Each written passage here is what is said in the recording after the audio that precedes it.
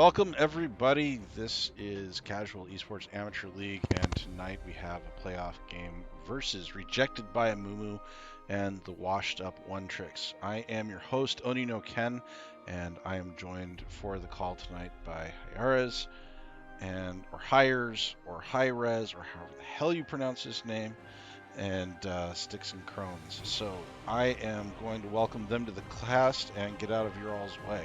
Gentlemen, welcome. Thank you, Ken.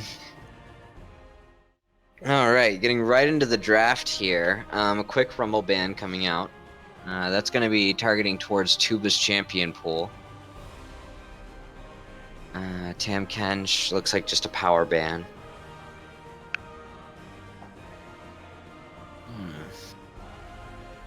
We'll see what kind of composition these teams put together. This is in... Tuba's an extremely good top laner, so I expect them to just chop down on his champion pool. Yeah, there comes the Darius.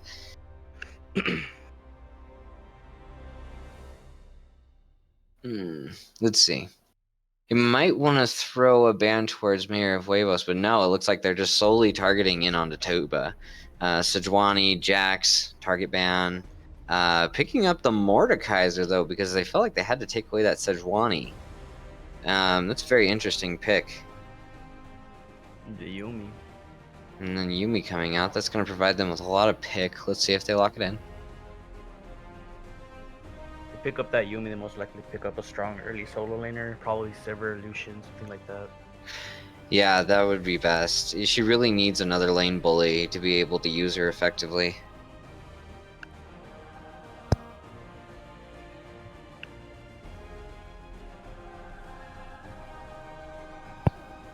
Let's see. And Urgot actually picked up here to counter into the Mordekaiser. That's a pretty good matchup for the Urgot, right?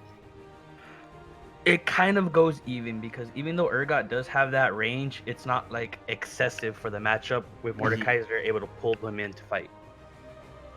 I think it's extremely interesting that Rejected by Amumu, they banned Darius, Renekton, and Rumble, which are like the three biggest counters to Mordekaiser. And they still managed to pick up a Washed Up One Tricks, managed to still pick up a pretty dominant lane up in the top lane with that Urgot. We see a Sivir coming out. It's going to give them their early lane push with the wave clear. And the Lux coming out. God tier support coming into that Yuumi. Let's see if they answer with the 80 carry pick here. Picking bans feels like I'm commentating over golf sometimes. Just like, it's here comes the shot. Exciting. See what champion they pick.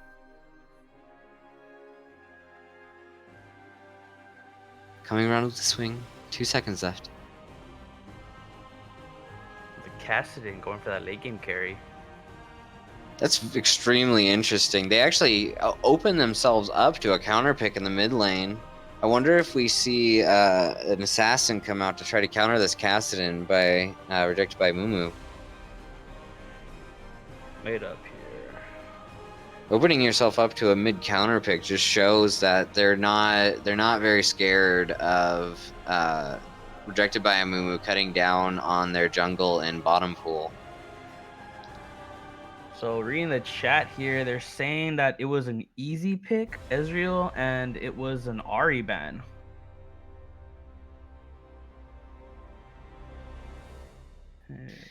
So it's an Ahri ban, correct? From what I'm reading here. Huh. I'm curious why they would ban Ahri when they're showing Kassadin. No, it was an Ezreal pick over the Kassadin. Oh. Yeah, Kassadin was a mispick apparently, and then they banned the Ahri. I see. Okay. So Ahri's banned away from the mid laner of Rejected by Amumu, and they picked Ezreal into the Sivir Lux lane. Looks like it. All right, cool. Just so everybody's on the same page. Elise coming out to try to cut down on that jungler's champion pull a little bit, and then Talia, again, just more bans going towards the mid lane here. Oh no, that would be towards the jungler. Jungler must play Talia. Oh yeah, it's Mayor of Huevos. He plays a lot of weird champions, which is part of why I love commentating over him. Just a side note on that, Ultimate Ace is known for playing that in the bot lane as well. Oh, that's super interesting. And an Orianna from Washed Up One Tricks. Is it Urgot Jungle? It could be. What is this game? No, they picked the Kassadin and the Mordekaiser because he's a mage killer. That's interesting. That Silas is definitely going jungle. The Nico gets picked up in the mid. Nico versus Orianna is a pretty even matchup, I feel. Gotta remember that Kassadin is not Kassadin, is Ezreal. Oh, that's right. It's Ezreal. Crap. Okay, so Ezreal, Yuumi bottom lane, Urgot top lane, Orianna mid. They picked the Silas jungle, so we're gonna see the jungle pick come out here. Oh man, that's so confusing. Okay, so J4. So Ezreal, Yuumi in the bottom lane, Urgot top lane, Orianna in the mid, J4 in the jungle. And then Mordekaiser top, Silas jungle, Nico mid. Okay, they're actually in their correct champions. Okay, cool. So as we are pulling into the client draft, what do you think about these team comps? Rejected by Amumu is going for this more controlled team fight with shield stacking. So if they can get a good initiate or something, they will just run over the team fight. But washed out one tricks can literally just scale into the game with the Ori, the Urgot, the Ezreal, and I think it's just a time limit game for Rejected by Amumu to end before 30 minutes. Yeah, I would say around 30-35 minutes. Rejected by Amumu is they're gonna be feeling their Silas and Mordekaiser falling off for sure. The rest of their champions scale pretty well, and they've got a lot of good AP poke. But I mean, Ezreal Yuumi is just gonna be difficult to deal with. I don't think that there's any way around it. Do you see the Urgot in the top lane?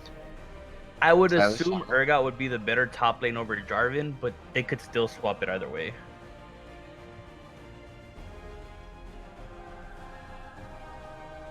Yeah, I would assume that Urgot would be the preferred matchup into that Mordekaiser. I can't imagine that you pick a champion that's dependent on bursting him. I think your W shield just it does too much to really get blown up by J4. Maybe even at level 5, you just can't kill him anymore if the Mordekaiser plays safe. So I completely agree with you there.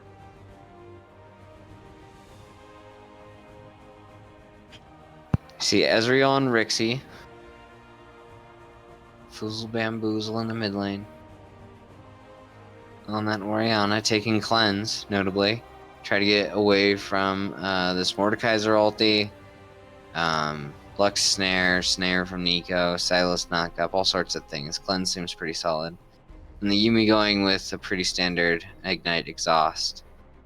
Ignite in the mid lane for Zayari here. Pretty standard outside of that though. Yeah, I think it's going to be super interesting. I think that a lot of this game is going to revolve around the top lane. I mean that's the style that Washed Up One Tricks tends to go for. I mean, Rixie's a very talented bottom laner as well. He's just really strong as a carry for them. But Tuba is he's very impressive, and they can work around the pressure on either side of the map. So I think Ansem really needs to get a lead here. They need to get some early pressure, especially with the Silas and how hard they fall off. They need to start getting towers in both the side lanes super early so that they can start rotating on these neutral objectives. Otherwise, I think that if we see the first dragon go down to Washed Up One Tricks, this becomes a very hard game for Rejected by Amumu. Excuse me. I partly agree with you there, but I think that it would only matter if Washed Up One Tricks picks up maybe an Ocean Drake because their early game isn't that great. Urgot's massive mana usage early is not very fun. Oriana doesn't do much early. Ezreal's just farming, trying to get his items up. But I agree. I kind of agree with you there. But honestly, I think what's gonna happen is they're gonna focus his bottom lane. That Sivir and Lux don't really care about killing Ezreal or Yumi. They want to shove that lane. They want to take that tower and they're gonna rotate top and send Mordekaiser down to that bottom lane. So that way they can keep extending their leads. Oh yeah, I completely agree. I mean, that's definitely the play here, right? You've got a comp that needs to end super early, which means that this bottom lane is just going to be going full throttle on the tower. We're probably going to see Sylas. They're going to start on blue, but later on in the mid game, if Sylas gets an advantage, he gets a few kills, and he can actually invade into Mayor of Huevos' jungle with the pressure from the Sivir Lux. He can get the blue buff and just start vertical farming. Pick up all the dragons, make sure that you get that tower, dive them whenever possible. Like, that's a pretty scary 14-minute mark for Washed Up One Tricks. If Rejected by Amumu can get to that point, that is definitely a win condition for sure. They get that tower, they rotate the bottom lane, top lane. Now Urgot can't do much, and I think the game sort of spirals out from there. But we I shall see. It's all about execution, right? 100% agree with you there, but I would honestly love to see some early game, some level 1 invade. I mean, Rejected by Amumu has so much CC available to So them. much. Even if it might put them behind in lane for picking up the CC skill, getting that early kill, putting the jungler behind, forcing them to go to the opposite side of the map to get the camp would be massive. Yeah, I mean, they could solidly lock somebody down for 4 seconds at level 1, which is like dead through flash. Yep. Right? Plus the And I Sivir mean, double top. Oriana, as long as they don't hit Oriana, because she's got that cleanse. But if they hit any other member of the team, well, Yumi will probably be on them, right? Like, to be fair, Yumi will probably be on them, which means that they might live if they exhaust the right person. But still, 4 seconds of snare with a Mordekaiser bapping you in the face with a one-man Q is not very fun. No, it is not. I really do hope Rejected by Amumu uses their early CC that they have for their comp, take an invade, and try to run away from it. And run away with the game. Yeah, I agree. I'll be right back. 2 seconds. Gonna go grab my water before the game starts. Go for it, bro.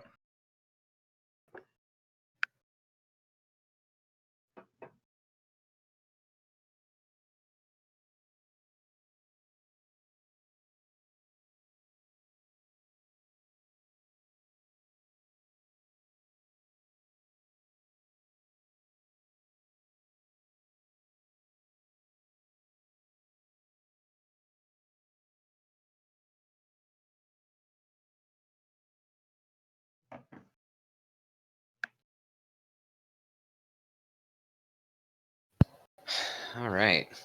We are loading in here.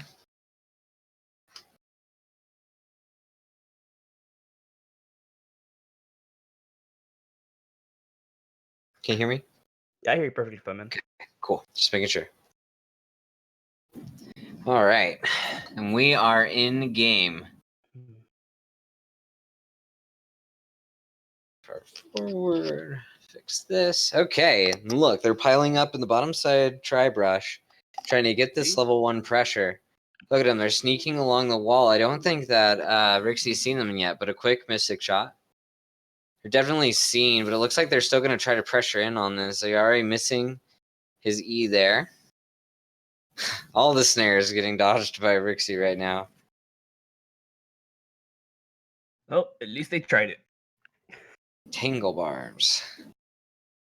Yeah, at least they tried. I mean, Rixie must have gotten a few gold off of that, but Ezreal is expected to get some amount of gold in the early game.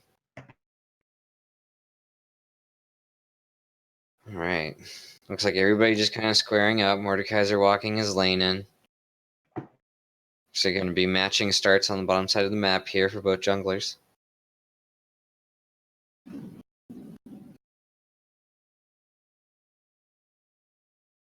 So how do you expect this top lane to go as this first buff is going down? Honestly, in the top lane right now, Mordekaiser needs to take advantage of Urgot's massive mana costs. He can shove that in and force him to pop skills and then wait for it to reset. But after about level 6 or so, when his mana costs start dropping and he has a little more items, it's not going to be as important. A little bit of trading going down in all these lanes.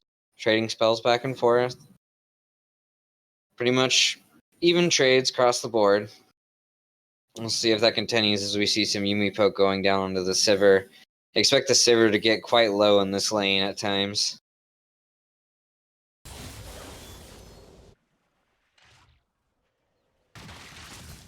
Alright, Tuba getting a little bit of poke down. Just an early game here. Let's see, what is our first? We see it's going to be an Ocean Drake first. It's going to be extremely important. We're probably going to see a fight around that once it spawns. Without a doubt.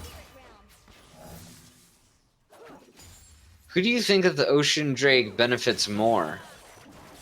It will benefit the one tricks more. Oh, the root coming down onto the Yumi. She's taking a lot of damage. She manages to jump back to Ezreal, but still a very good trade on the side of Rejected by Amumu. Sorry, go ahead. Oh, the washed up one tricks would probably benefit the most. Fight in the jungle as the Silas goes in and just smacks down the J4 there, taking the first blood. Well played, really Amokoichi. But yeah, that Ocean Drake, it would benefit washed up one tricks the most just because of the amount of mana that all their lanes will use. And the fact that they scale, so they need that sustain sooner than Rejected by Amumu would. So we take a quick look at the CS scores. Everything's still pretty much even. No early CS leads presenting themselves. Dragon is not spawning for a bit. This looks like we might see a jungler coming down on the side of Washed Up One Tricks. We'll see if Mayor of Huevos walks over there after he takes a Scuttle Crab here. Oh, it looks like he might be rotating towards the mid, but Silas is also rotating over there. It's going to be a bit of a fight in the mid lane. Interesting. So Mayor of Huevos is just dodging around this Silas as best he can. Gets seen in the bush, but Silas doesn't really have much of a way to follow that up.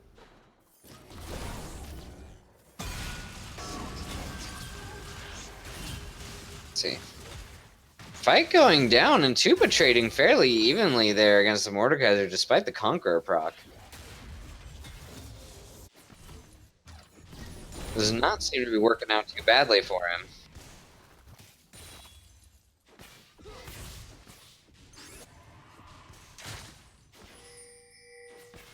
Once Urgot gets that first stack, it's going to be a completely different story, and I think he can start pushing out into the Mordekaiser. Yeah, I think so as well. I think once Urgot gets a Black Cleaver, he's going to be able to solo kill the Mordekaiser fairly easily. Look at him waiting for the Shapeshifter to go down there so he knows which one is which.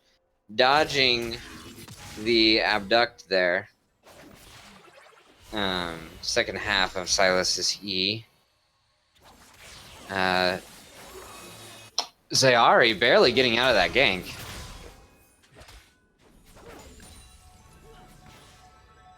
Let's see. Ezreal's almost out of mana here. Ultimate Ace has been able to conserve his mana fairly well throughout this lane phase. Sivir having that spell shield in that lane, helping her sustain quite a bit. We should be seeing a back from the bottom lanes here shortly, as Ultimate Ace does really want to get his BF sword here.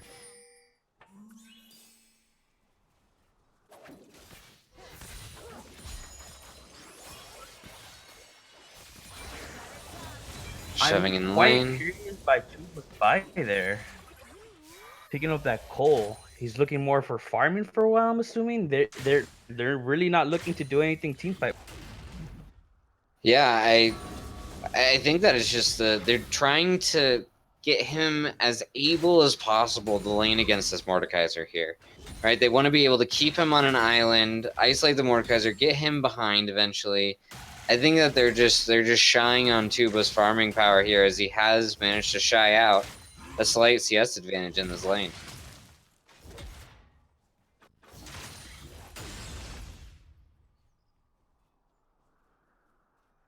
Well, both teams, I mean, there's been a couple of little skirmishes, but only one major mistake by either team, as they both just sort of are lining up across from each other and seeing where the pressure goes. It really feels like rubber band about to snap. I completely agree with you there. But the first gank that come open the game, and depending on who gets this early lead, it will determine. Yeah, I agree. I think that whoever manages to get a lead in this game is going to be highly favored. I mean, that's a statistic that's not surprising to anyone, but it's not always true depending on the team composition in these competitive scenarios, right? So I really think both of these teams have the capacity to win. First Blood going over to Rejected by Amumu is just going to be really great. They do have that first blood, but they're still down about 400 gold, and that is literally due to CS. J4 coming down to gank in the bottom lane. The ulti comes out. Cataclysm sticking the Lux in there. The Abduction is gone. Stealing the Jarvan ultimate. He gets it on both of them as he hits both parts of the bottom lane, even though Yuumi is able to run back in. Rixie looking for a little bit more poke, but managing to trade a kill in a counter gang situation. But we see Zayari is trying to come up from the side here. Does not look like he's going to be able to find a stun, as he just walks back up to mid lane. Now finding gank there. That was a really good counter gank by Mokiochi there, and also the roam by Zayari keeping anything else from happening.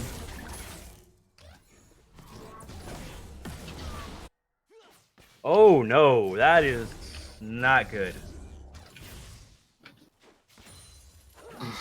So getting that 1v1 kill on Zayari there, that's not gonna look good. Yeah, that's really unfortunate for him in that lane.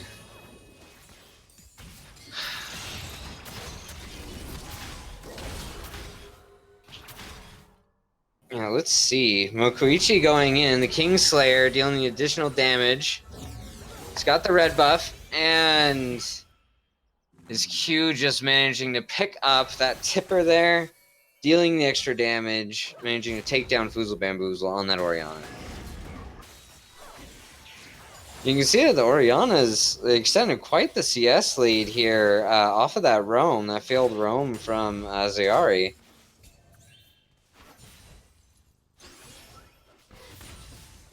Rejected by Amumu's gonna have to really need to do something about that. If that lead gets out of hand, Zayari will not be able to do anything against Bamboozle, and he will have free reign over the map.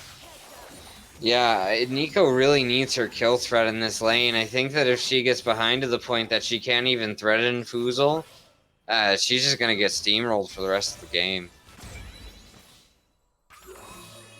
It's going to be very difficult at the very least. They're going to have to focus on team-centric plays, and they kind of need all of their lanes to be individually strong here. See Mayor of Huevos sort of poking his head around in bottom lane. He's going to go over to Gromp. We'll see if he actually does path towards the Scuttle Crab and possibly towards bot. We see Mokoichi picking up a little bit of farm on the top line, helping to shove that for his laner. A little bit of vision control going down by Foozle Bamboozle, as they do in fact pick up that Scuttle Crab as well. Shapeshifter going out for vision, just making sure the Mayor of Huevos is actually there. And it looks like a Rift Herald call. Mokoichi is on the Rift right now. He should be able to take that relatively uncontested. They see the enemy jungler, and they definitely don't have vision on it. That should be a free one for him there. But I would like to bring up early on that Rejected by Amumu had all their vision wards, all their up in that top lane. Oh,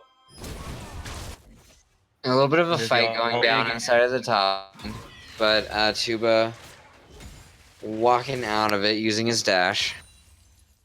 That's going to be a free Rift Herald from Rejected by Amumu. That's a huge pickup for a team that really needs to get towers early. He's losing some farm in the bottom. It's just picking up on the opportunity. A good dodge by Rixie in the bottom lane, dodging that light binding as the Yumi ulti comes out. Rixie shoots out that true shot barrage. Mayor was trying to get in with the dragon flag, but just misses and isn't able to capitalize. Wow, no mana on the side of Rejected by Amumu's bottom lane.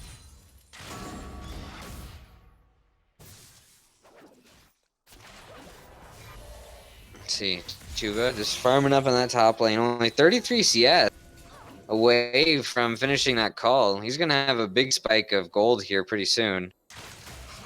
Silas showing up in the bottom lane, trying to get a little gank off, but Ezreal a little bit slippery. Trade going off in the top lane as Ansem starts to walk up against Tuba, who's already procced his Conquer, gets a big slam down with the mace. And that might just send Tuba back.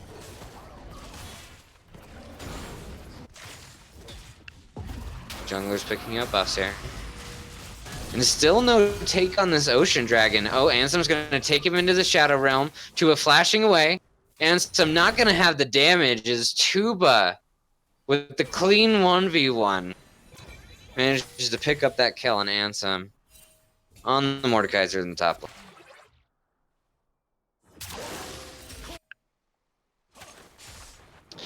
Oh, that's such a big pickup for Tuba. We see the Silas stealing that Urgot ulti. We'll see if he gets a chance to use that before it expires. And then the Ocean Drake getting moved on and picked up by Washed Up One Tricks here. The Lux is coming up to try to pressure, but looks Cataclysm comes out, the flash from the Lux. And the Rift Herald going down in the top lane, rejected by Amumu, trying to capitalize off of the Dragon take here. Wow, what even macro rotations from both of these teams, huh? Getting that first tower blood. So they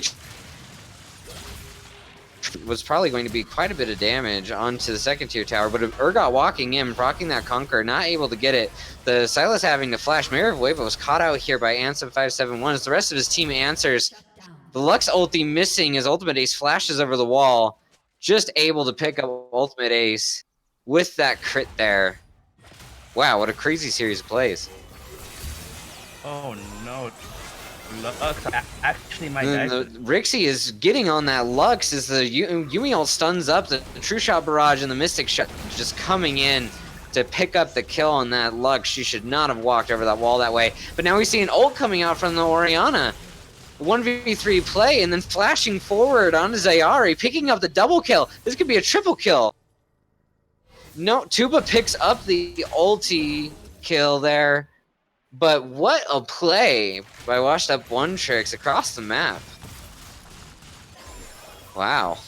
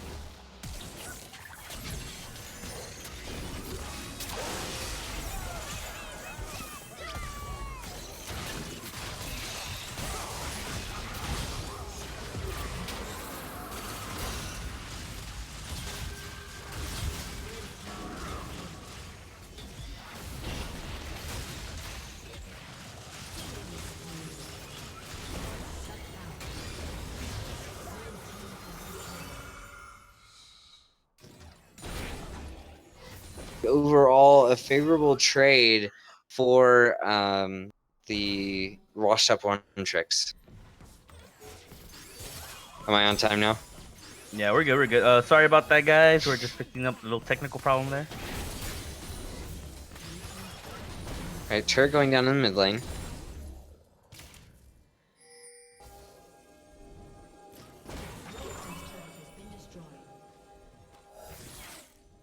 Honestly, at this point, Rejected by Amumu has to do some kind of desperate catch, maybe a death bush. If not, I it's cannot hear you guys pretty much again. an end. That's weird.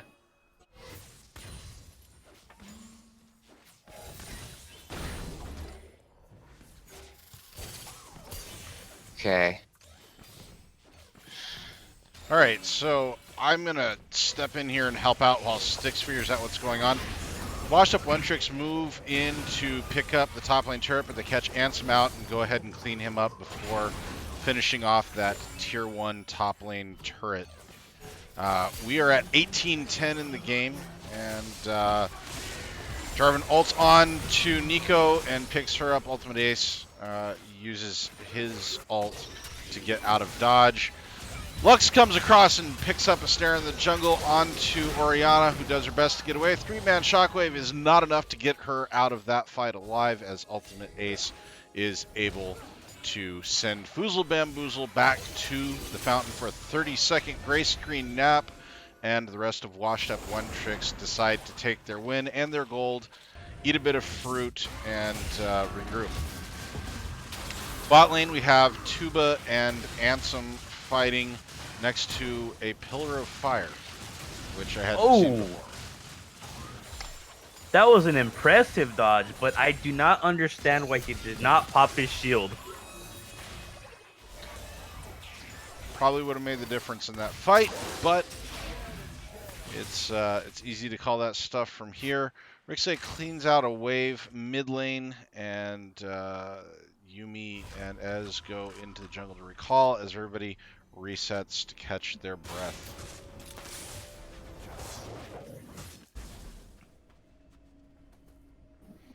All right, so League of Legends. Okay. Styx. There we go. It should be good. What's your timestamp, Styx? I relogged. I fast forwarded all the way to forward. All right. 44. Okay, Everybody, cool. welcome Styx back, and I will stop talking again.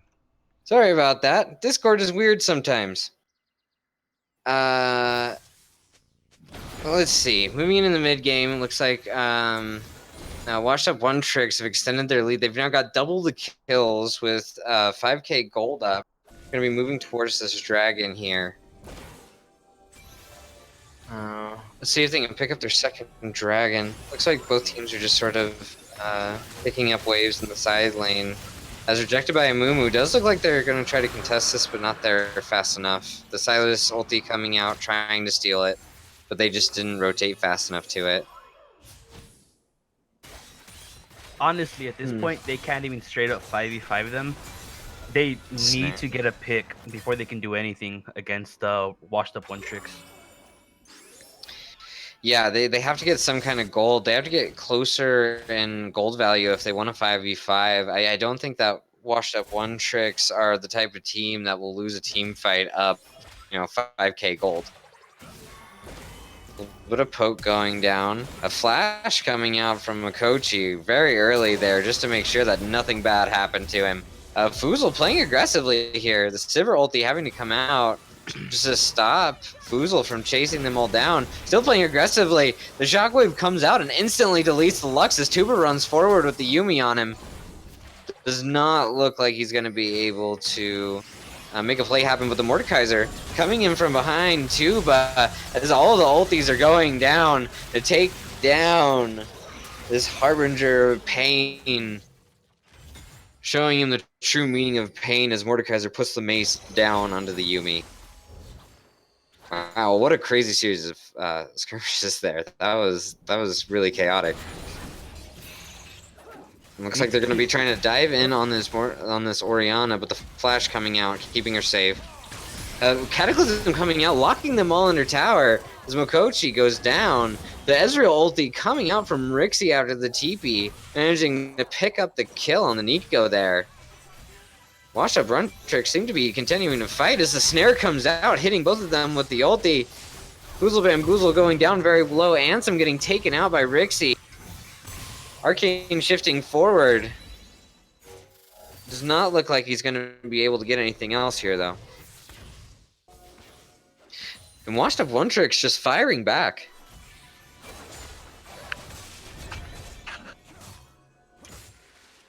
I think it'll be important to know that when their first skirmish began, it was a 3v4 where Washed Up One Tricks won the fight. Yeah, that gold advantage really showing inside that team fight. Now advancing to almost 6k gold. No, exactly 6k gold up. What do you think Rejected by Amumu have to do to come back into this game? Honestly, at this point, they need to give up the outer lanes. They need to 5-man group, and they need to 5-man group wherever the hell Washed Up One Tricks are not at, and they need to force them to play to them. I agree. I think that they need to make Washed Up One Tricks make a mistake in their rotations, but it just doesn't feel like they have the map presence to really play proactively. They have to play reactively to Washed Up One Tricks, moving around the map, getting into their jungle. It feels really difficult right now, I think, for Rejected by Amumu to get the pressure that they need. I mean, the Nico coming out, almost taken down by the Ezreal. Mikoshi getting sniped by the True Shot barrage there by Rixie. What a solo play. Wow. I do not agree by putting that Nico on the side lane to push. She is not really the best at shoving waves, and she is not the best at taking towers. If anything, put the Mordekaiser over Baron there. going down. It looks like it's going to be a fight. As Ultimate Ace hits the Sivir ulti, the Shockwave only hitting one onto the jungler. A two-man Lux ulti, as it looks like the jungler is not going to end up going down. Ultimate Ace running away for all that he's got, but just slowly getting shot down as Rixie is able to pick up the kill on the Lux there. That's an ace for them. The jungler is up, but they're going to go right back onto this Baron. Does not look like Mikoshi's going to be able to get there. The True Shot barrage that he took coming out, but mistiming it. This looks like this is going to be a free Baron from Washed Up One Tricks. Wow. Whew. Alright, they've got a Baron buff now. Where do they think they go with it? Right now, they could literally play the map however they want. They have pressure mid. They can do a 1-3-1 at this point, and they would still be perfectly fine and have pressure in every single lane. And Rejected by Amumu would literally have nothing they could possibly do other than pick up a single kill in the outers. I mean, the benefits of being ahead, right? They're able to just pressure in onto this Mountain Drake without much fear, knowing that they've got the advantage, that their whole team's together. The ulti coming out was smited away by Mayor of Huevos. Really clean play there, just picking up the extra objective as a reward for the fight before. You see Mayor of Huevos looking like he's going to engage, but getting stopped up by the Glacial Augment. Slow fields there. Zayari already having both of his activatables to give him his slow field. Getting hit by the Claw. It looks like they're just going to push into the mid lane here with this Baron buff, starting up a siege. Throwing out the Shapeshifter, trying to mess with them. True Shot barrage coming out, almost one-shotting both the AD carry and the support. Is Rixie just huge on this 10-1-4 Ezreal. Holy crap.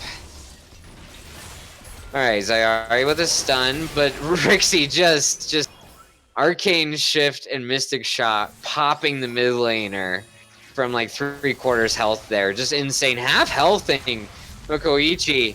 This Ludens Hextech Revolver just doing it for me as the Cataclysm comes out. The Shockwave hitting onto two, actually pulling Mayor of Huevos against the wall. But that's gonna be a clean 4 kills for them, and it looks like Washed Up One Tricks are gonna close out this match here. Yep. Nothing Rejected by Amumu could honestly do there. I mean, in that situation, the second they fell behind, they show up. They got that kill. There you go, got that ace. But honestly, the second they started falling behind, they needed to 5-man group, get those picks, and force towers to force washed up one tricks to go to them rather than washed up dictating the map. Yeah, and I mean, you just see stellar performances from everybody on Washed Up One Tricks. 13, 1 and 6 on that Ezreal, 11, 2 and 11, 2 and 12 on Foozle Bamboozled there. I mean, Tuba held his own. He had a CS advantage on Ansem by the end and a positive KDA. I think that was just fantastic team play on the part of Washed Up One Tricks.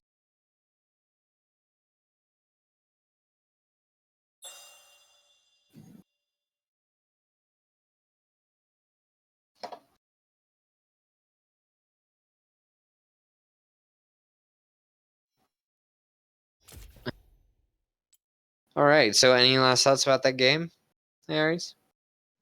Honestly, it went as expected.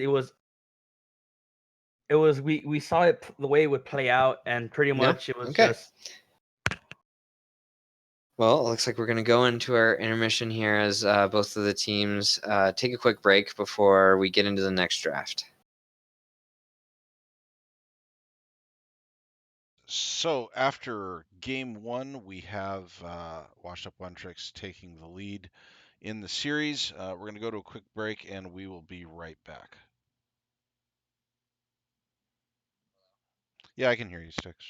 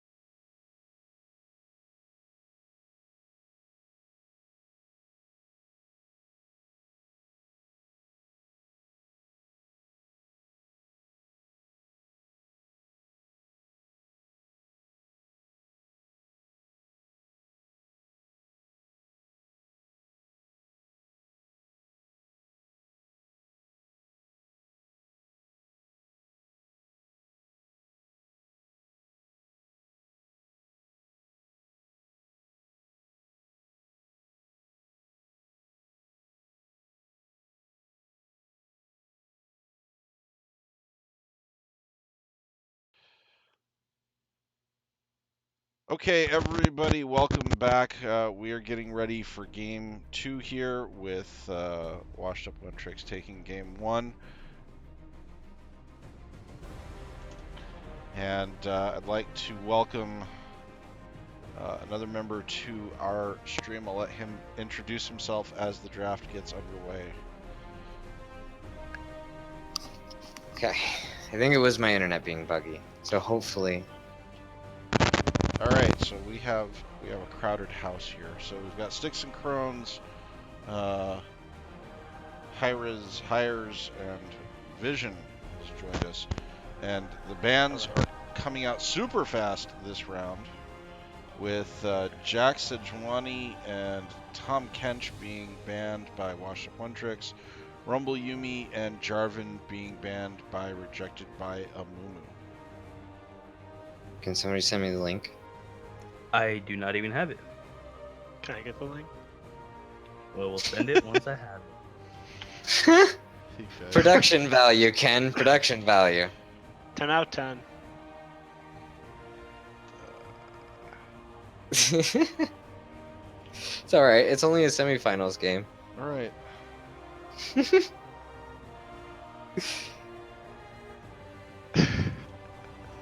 the draft. There we go. Thank There you. it is. Alright. Where are we? Is the draft almost done? Probably. Let's go. Yeah. Since apparently the picks are coming out super fast.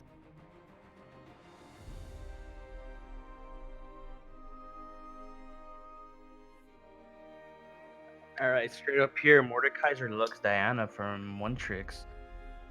Not too sure about the Diana, but the early game would be good. Quick damage, good burst, decent CC if she can get into middle teams. Rejected by Amumu going for more of an early game Darius here. Safe lane with the Ari and the Morgana, another safe laner.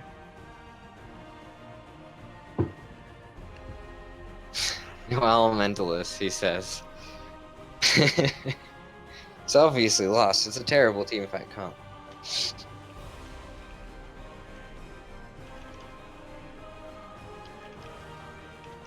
Alright, got the last ban coming out. Remember, this is a best of 3. So there is a world where Rejected by Amumu can come back here. Picking away the Darius very early into that Mordekaiser, Washed Up One Tricks did not ban away the Darius here. That's going to be a hard counter against Mordekaiser. That's going to be really rough for Tuba.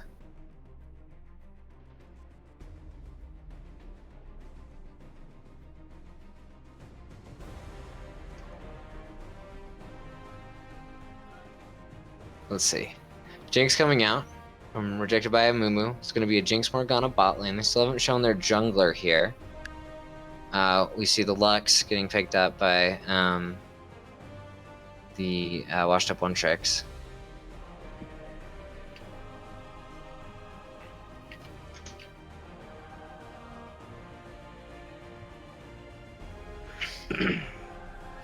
Nocturne getting picked up here. That's very interesting. They've got like double assassin sort of poke comp here. I want to see what their AD carry is, because it feels like it needs to be something very far away, like a Caitlyn or something. Kaisa. Phew. All right, Washed Up One Tricks are coming out to party, looking for actually a Jhin coming out. So they're looking for more of these picks. They've got a pick assassin comp here. Rejected by Amumu playing a much more standard comp, top lane bully. Let's see. We're looking for their jungler here. And Olaf. Whew.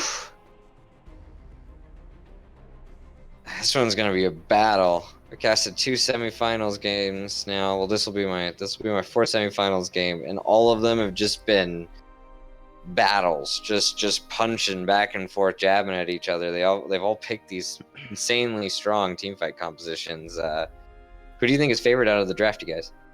Honestly, right off the draft, I think Rejected by Amumu has the better team.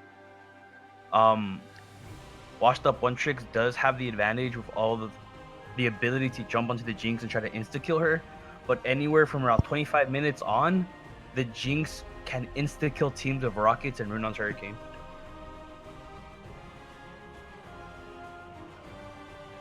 Yeah, the Jinx is going to be a huge deal for them moving into the late mid-game to late game. I mean, Jinx is strong at every point in the game. It's one of the reasons why she's picked right now, is that she doesn't have a bad item spike. You know, Caitlyn falls off at 2 items, comes back at 3, and then progresses to late game AD carry. But Jinx is just strong.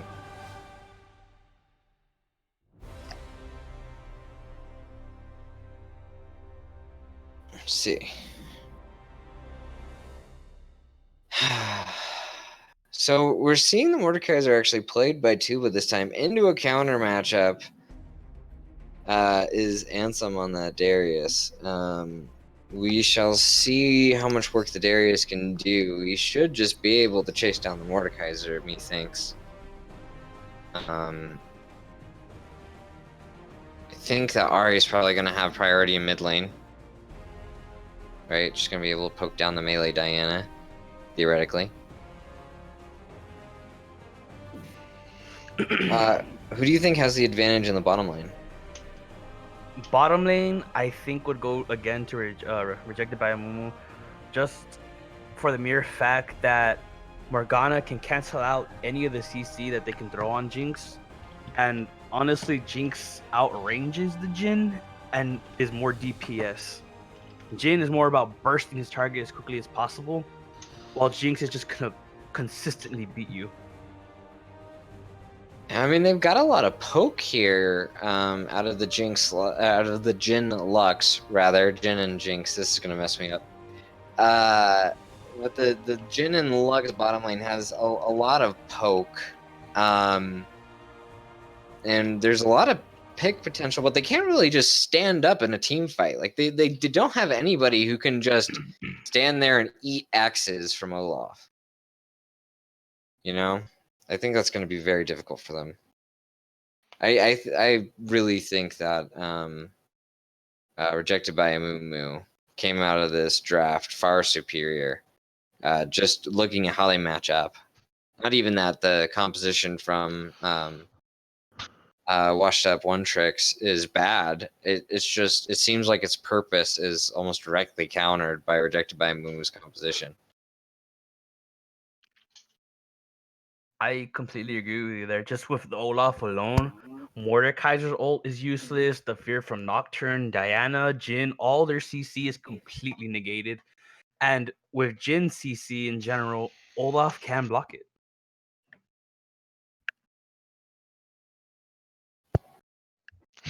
Yeah. Man. As we are sitting here on spectator delay, why don't you two talk about how you think the mid game is going to go? Honestly, the mid game is going to be dependent on who can get the lead first. If it stays as an even matchup or an even game in terms of gold, it's still going to be within Washed Up One Trick's favor, just because they have a better early to mid game. If they actually get ahead and they get close to ending it at around 20 to 25 minutes, it's their game completely. But if Rejected by Amumu can last, stay even, or just slightly behind by 25 minutes, and they pass that mark, the Jinx is going to start popping off, and there's going to be no one who can tank her damage. Well, I agree with that. I think that towards the late game, it really is going to depend on how fed Darius and Olaf are, because if all the kills and gold are on Jinx, with Diana and Nocturne, they could easily just one-shot her and take her out of the fight. So I think it's definitely going to be important for Ansem and Mokuichi to like be ahead of Mayor of Huevos and Tuba, so that in the late game, they can still win the 4v5 in case they decide to take out Zyari or Jinx. And real quick, as we got only about a minute and 10 seconds left, what do you think is a win composition for each of these teams? Let's start with Washed Up One Tricks. What do you think, Kayari's? I mean, the win condition, I would say their win condition is try to end this game early. If they can't end it early, they're going to have to do a 1-4 split and try to force picks with the CC that they have. All right, Envision, what do you think Rejected by Amumu's win condition is here? Ooh, I would say their goal is definitely to get Darius and Jinx ahead, and then just team fight, 5v5 team fight, and just beat them with their better front to back comp. So like I would say Olaf is probably gonna wanna focus top lane since Darius has the counter matchup into Mord. So he's just gonna want to punish him and make it so his lane is just an absolute complete hell. And so that in the mid to late game, Mordekaiser is absolutely useless outside of his ult. Yeah, and I'd say like he would also like bot lane, I would say wants to go even like in CS wise if they can get the tower and then rotate and just use Jinx's excitement to just win team fights. All right, and we are just now starting to pull into the loading screen. About to head on to Summoner's Rift. Do you guys think that we see any level 1 shenanigans? I Uh, see it as a possibility just off of the Ari charm. I mean, Darius has a pull. Olaf axes is usually his start. Jinx can start traps. Morgana Q. I mean, again, the 1v1 is in favor of Rejected by Amumu. I 100% agree. All right. Coming in, looking at these starting items, looks like pretty standard starts for both teams. We do see that stopwatch starting to tick down on his cooldown on Ayama here. Pretty typical take for Morgana. So does he actually have? Does Iona have? He has Airy. He does not have Glacial Augment this game. Let's see. Any interesting? Washed Up One Tricks is actually expecting an invade. Which is very interesting. I mean, we did just say that Rejected by Amumu does have a pretty strong invade potential, but it seems like they're just playing it pretty standard. They just want to see where the game goes. I think that with the better composition, you can kind of just do that. Oh, without a doubt. In this situation, it's honestly up to Rejected by Amumu to dictate the game to their speed. If they can control the flow of the game, it doesn't matter if they're behind. If they're able to control it long enough to survive the game, they will automatically win it. I'm super interested to see where this Darius lane goes.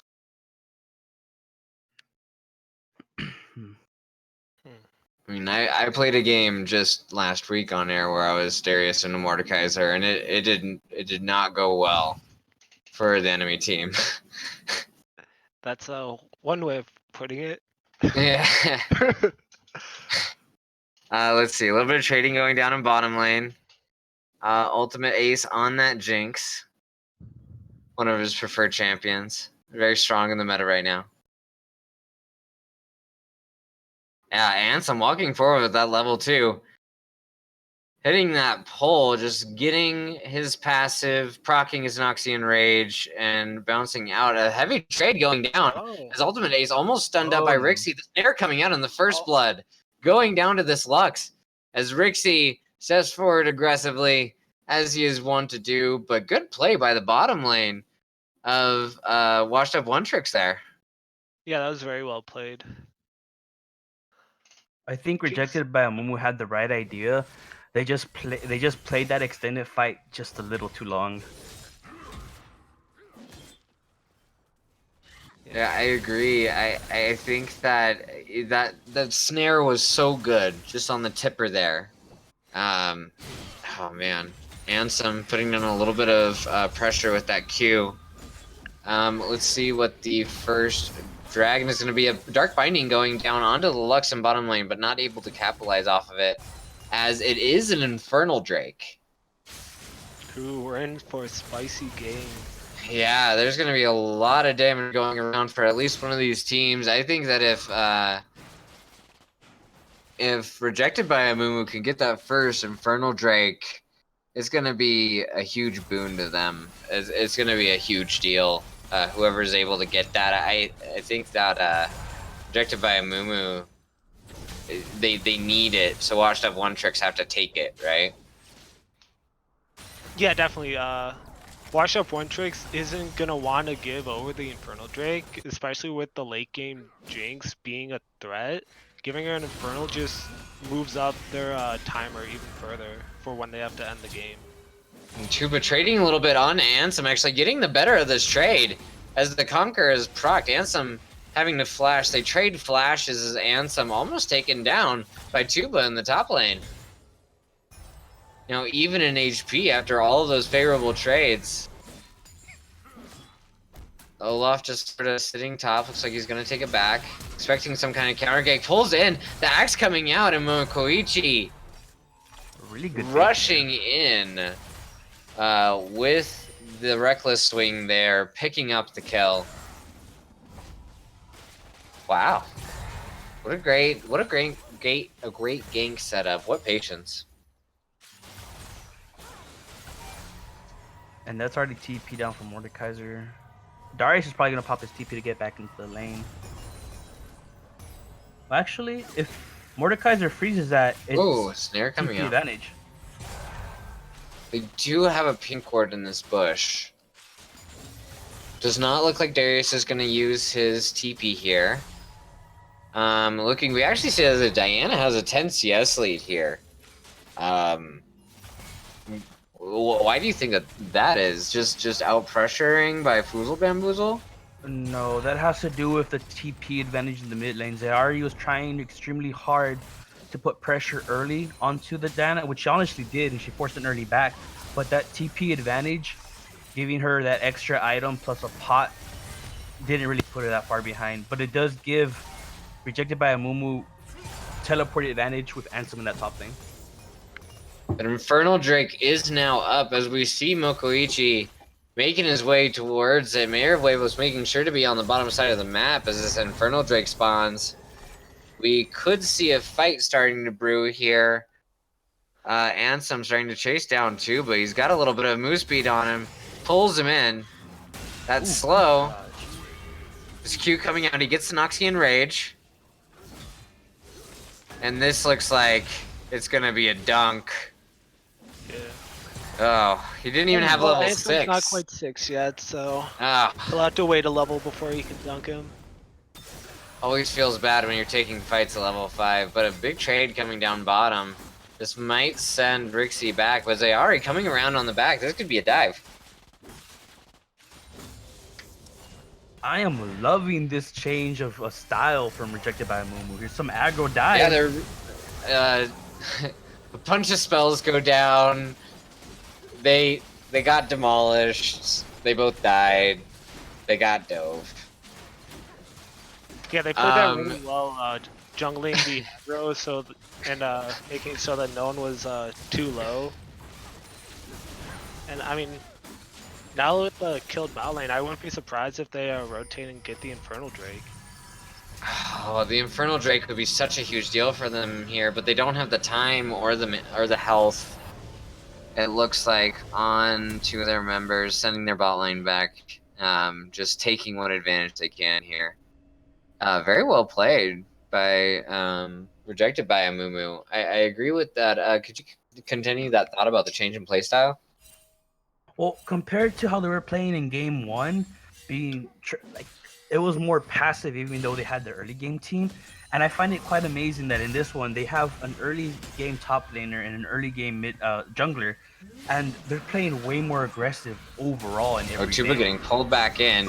The solo hit, but he gets pulled into the Shadow Realm. The ulti goes down by Ansem. He hits the Q on the blade and is able to take down Tuba in that 1v1, 2-0 on the Darius, and a huge deal for Rejected by Amumu.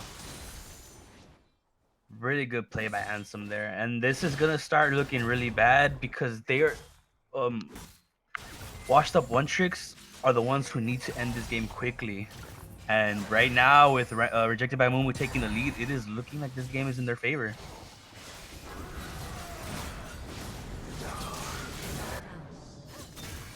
Ooh. Oh man, a bunch of ultis going down as we see the Jhin now chasing onto the Morgana with the current call, hitting a couple of those shots onto the bottom lane. A little bit of action going down in the jungle, but nothing coming of it. As the two teams look like they're just resetting back to their lanes, Ansem getting a little bit of forward vision here. Charm coming out. Foozle Bamboozle taking a lot of damage from Zayari as he uses his Foxfire there to get a little bit of extra trade again. Looking on the map, you can actually see that Rejected by Amumu has the vision control advantage quite heavily right here. Only 1k gold up. No, not even 1k gold up. 600 gold up. But really asserting map pressure. I mean, yeah, very true. But if you look at Wash Up One Tricks, they just, were able to get the Infernal Drake. So definitely getting that early game objective is really going to help them. And the Infernal Drake, a huge deal in this game, as we sort of commented on before. We see Mayor of Huevos does not have his ulti, but is clearing these Krugs. It's the only camp on this side of the map. His bottom lane is taking it back. He's probably going to as well. Looks like they're staying for the prospect of a gank through this Tri-Brush, which they do have a control ward in.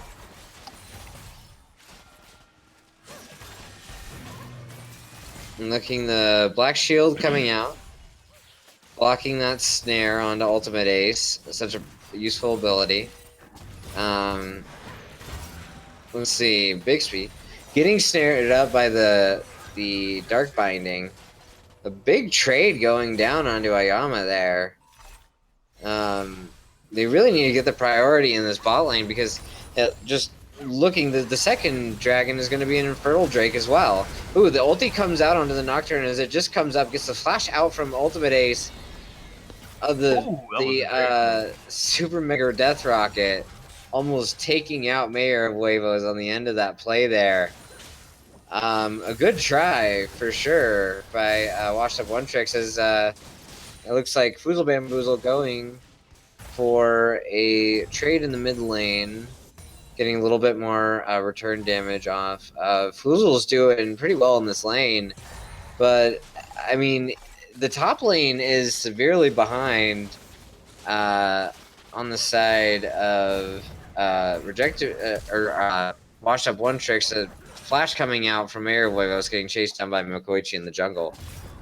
But outside of the top lane, they've got CS advantages in mid and bot. I think that they're still very much in this game. Oh, without a doubt. It's barely about 12 minutes in, and they're still in this game. They still have a really good early game. They still have two good assassins. I mean, Jin into the late game can be considered an assassin, but he cannot deal with the tankiness that Olaf and Darius are going to provide later. At this point, it's just, we need to see how Rejected by Amumu is going to keep playing this.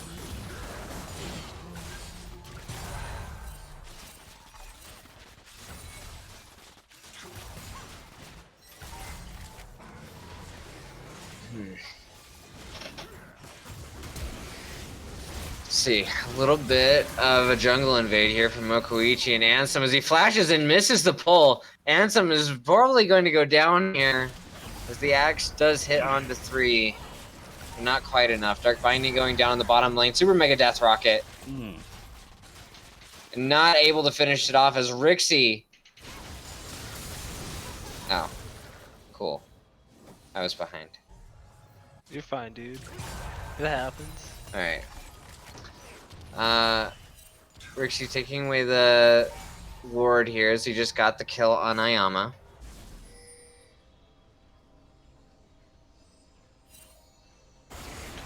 I mean, it's looking like this second Infernal Drake is going to go over to Wash Up One Tricks. Yeah, it does, in fact, look like it's going to.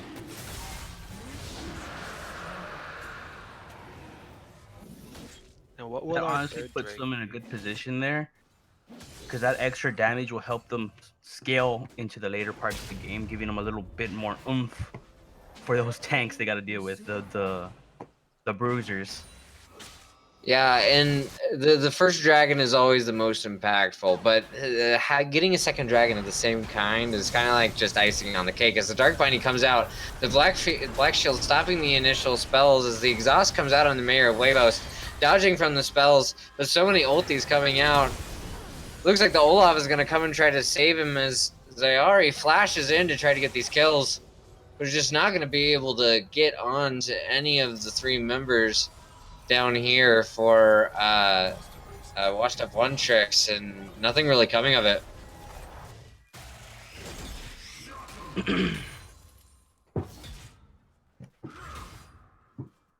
Morgana here really needs to start looking around on the map a little bit more because she is getting caught out. Yes, they did have a ward there. Yeah, they did have some slight vision, but it wasn't enough. They had no idea where the jungler was, and she was technically alone there. And even Ultimate Ace pushing up onto this vision is a risky proposition by herself. She's got the mobility boots, but it doesn't seem like the Morgana is really using them to her advantage to get as much vision control as she could be, or roaming towards mid lane, or just being a little bit more impactful. It feels like she's being forced to use the Black Shield onto Jinx, and then she doesn't have it up for herself.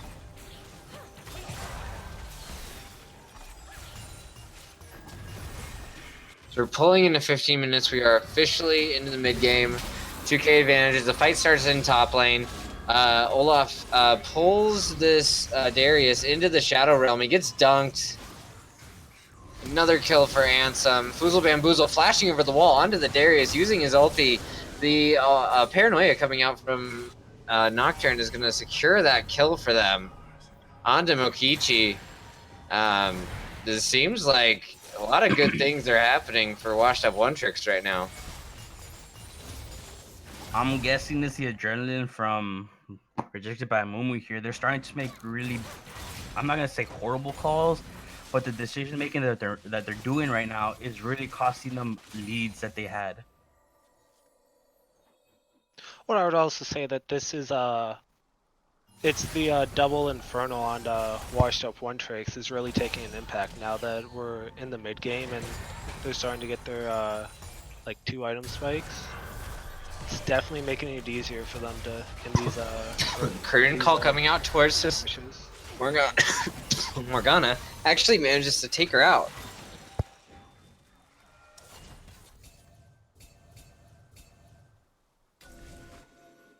A bit of a misstep from the bottom lane there. God, I choked on my water. Can Alright, you please another kill add, coming down. the Fog of War back on to the minimap, please? Thank you. Alright. So Ultimate Ace is going to be able to pick up this farm under tower. Is down about 20. Foozle Bamboozle going in for the trade, not getting hit by the charm. Darius is still going to be able to pressure in on this top lane. But it feels like right now, the Darius is the only thing that they've really got. Ooh, an ulti coming down, the Paranoia coming out, hitting him with charm, turning back with the ulti, getting some return damage, but Zayari just dashes her way out of there with her Spirit Rush. Ansem getting a little bit of poke down onto Tuba as we see that Darius with those Infernal Drakes is just a menace for this Mordekaiser to deal with. Looks like a little bit of a setup for a play here, possibly a dive. So they try to pressure onto this tower. They do not have the wave. Ayama running out, gets snared up, the ulti coming out. That last spark almost taking her down. Below 200 HP. I'm gonna they chalk that look up as like a they're misplay coming there back. from Ayama, Oh, because if that I'm was Ultimate unnecessary. This is looking really good for Wash Up One Tricks right now with Ultimate Ace and Iyama backing and Infernal and the third Infernal Drake just spawning. It's really a golden opportunity for them to secure the third Infernal. Well, we'll see if they'll be able to make the macro rotation, use their pressure. If they can get a pick onto Makochi here, it's basically guaranteed. It's going to be running towards this blue buff, but the blue team is going to be walking up right behind him, looking for this Infernal Drake, and they're just going to go ahead and start it up. The Ahri roaming over. Morgana is almost there. They see them doing it now. They have a ward, but it looks like it's going to be too late as the Dark Binding comes out onto the Lux. You see the Olaf going in aggressively. The current call coming out. He gets charmed out of it. The Olaf getting a double kill at the start of this fight as the Ahri is able to get onto the backline, onto the Jhin. As we just see this poor Diana Charmed onto the chompers, and that'll be a death sentence. That was 4 for nothing. What a fight. that was beautifully played by the Olaf. The Olaf literally won that fight just by being able to avoid all that CC. But honestly, it could have been there way sooner, and they could have taken that dragon from them. Yeah, it felt like it was a little bit of a slow rotation, but, you know, really good heads-up play on the side of Washed Up One Tricks here to secure that third Infernal Drake, which, 2, maybe not the biggest deal. Paranoia comes out onto this Morgana who got stunned up, instantly deleted by Mayor of Huevos. Ansem flashing on, takes him into the Shadow Realm. Now it's just him and Tuba. Tuba giving his life for his support here. But an honorable man as Rixie sort of chasing forward with his auto attacks. The Chomper's coming out to defend the Jinx, doing the chickens here. And that's another 2 kills that they were just able to turn easily. You know, support for a jungler and a top seems like a good deal to me. That was wonderfully played by Ansem there. Didn't even hesitate to go for those kills, and it paid off. They're not. I mean, they're literally getting control of the map 1 tower at a time at this point. With those little few mistakes they had earlier was perfectly fine, and now they're just getting back into the right rotations and the right plays.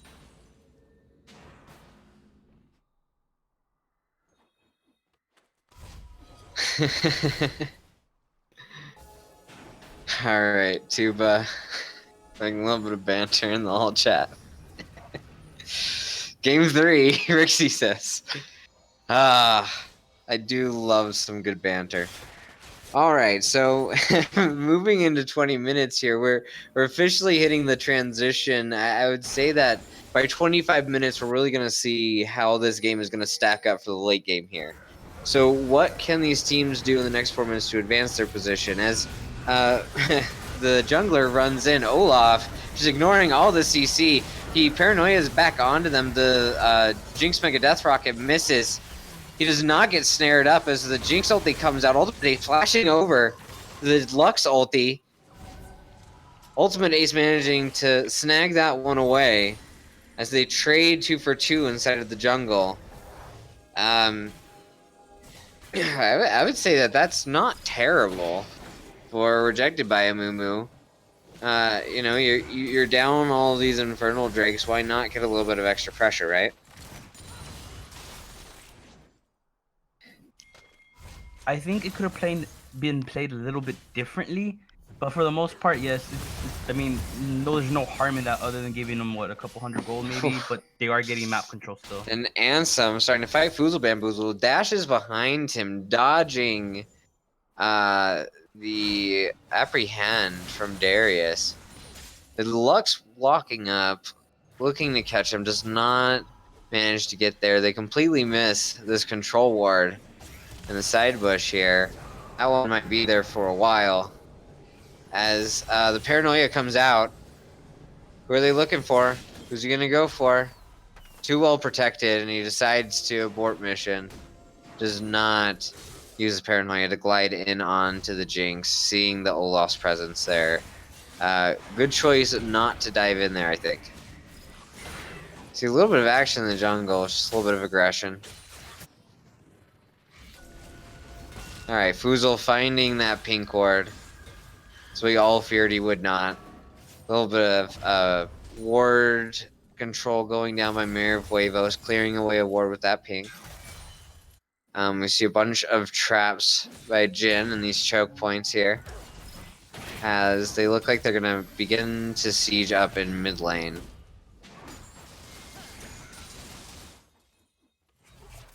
Do you think that Washed Up One Trick has the wave clear to be able to deal with them in a hard siege? Ooh, Olaf running in with his ulti, ignoring all the CC, but immediately rooted up as a Morgana, who pops the Soul Shackles and then uses her Hourglass to run away. But she's in the Shadow Realm. She comes out of it. And they're just going to disengage from this one as Ansem is getting free farm in the top lane. That was Air Drake is going to go down. The snare coming out. Mayor of Huevos running forward. They got their jungler with Smite. Mayor of Huevos able to steal it away with his Smite, diving in with the Paranoia as they get a little bit of poke on Mokoichi. Ansem is still pushing though. It looks like he might be backing off now, but that's 4 dragons They are on the positioned for side Baron now.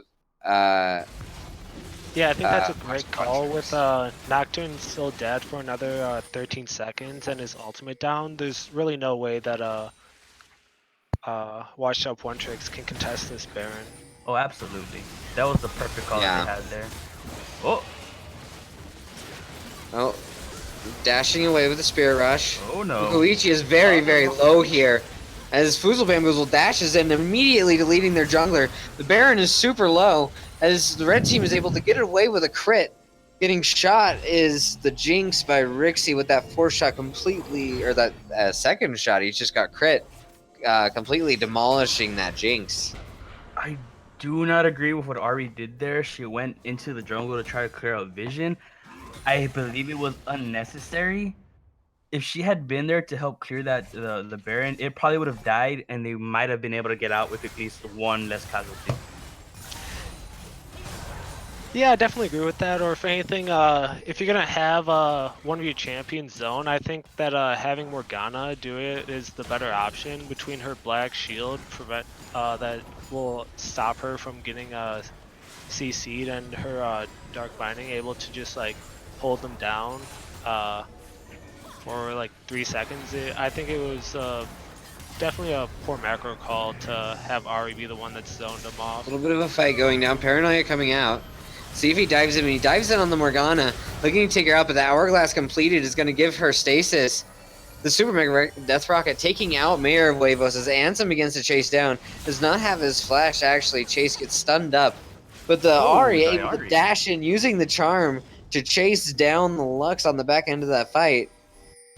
Making it a 2-for-0 in the favor of Rejected by Amumu. A slugfest indeed, but could we have a 3-game series? I think it's Flashing forward really is good Tuba. He gets 5 stacks and gets decimated by the Darius, who swings with his axe, cleaving down. Might get this kill as well. Foozle does not have his shield up, taking 2 members down while his team presses into the inhibitor. This could be a game if they get an additional pick here. They have the Baron. They have to try to stop them. They've got to take the wave, but they're just shredding the towers with Jinx. They need to make a stand here at some point. The current call comes out. They got onto the Jinx, but it doesn't actually kill. The 4-shot not actually getting a kill either. They're also low, but they're losing the fight. Oh, man. The Dark Binding comes out, and Mordekaiser chases. He manages to pick up the kill on Ayama, but he's quickly getting DPS down. He takes Mokoichi into the Spirit Realm, but Jinx is on him. The Ari dashes forward, but Ultimate Ace able to pick up that kill onto the AD carry. Now fighting Foozle and Bamboozle, but Foozle's got way too much burst. And overall, a 3-for-4 with 2 Nexus towers and an inhibitor.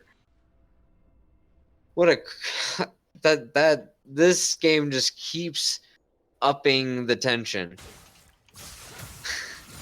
This all happened because of Ansem pulling up so much pressure. They sent 3 people after him.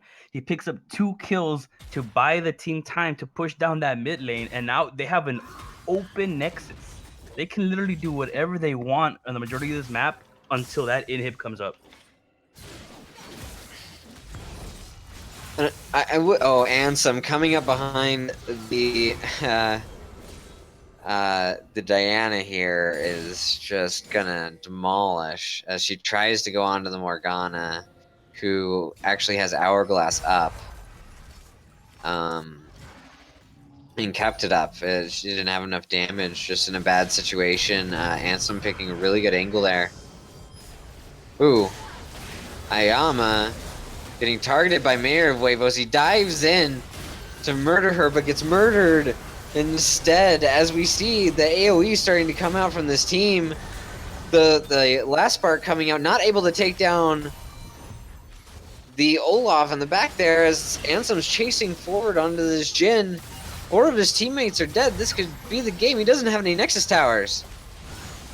Rixie has to make a one-man stand against 3 other members here. He gets snared up, though, on the Chompers as the charm hits him. And that is going to be game 2. Going over to Rejected by Amumu. We got to give MVP to Ansem here, pulling up all that pressure the entire game, making sure Mordekaiser was completely useless. He honestly won the game by putting all that pressure in that top lane. Oh, man.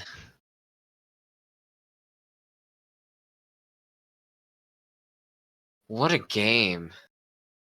Oh.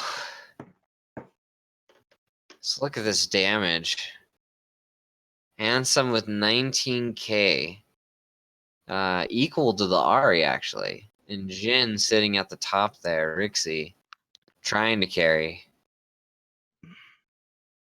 Man, any last thoughts about that game before we go into our short break? I mean, I gotta say, once again, it was as predicted. Once the game got to a certain point, Rejected by Amumu just won the game, but it was actually because of the pressure that Darius was able to put down, forcing multiple members to constantly go to that top lane, making it so that Jinx literally had free farm. So to the point of that end game, she had 4 kills and maybe 1 death and just had free damage on the entire team. Oh, it looks like we might just be going into game 3 right away. These teams seem fired up. They won it. So, looks like the pick ban tool is being put up right now. We'll see when the teams get ready. Casting staff is here. Ayama needs to move up. I think we need to get Ken in here still, right? Yeah, there we go. Okay. All right. Is everybody hyped for game 3?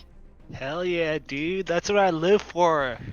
Ah, what stunning performances from both teams in both of those games. Both of those games were on a knife's edge, and the one team got slightly ahead and just eked out gold advantages.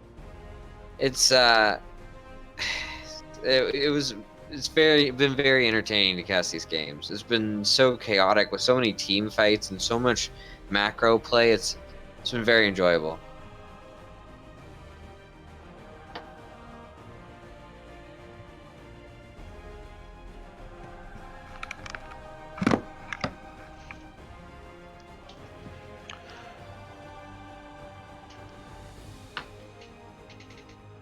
Looking at the Rumble Yumi ban. All right.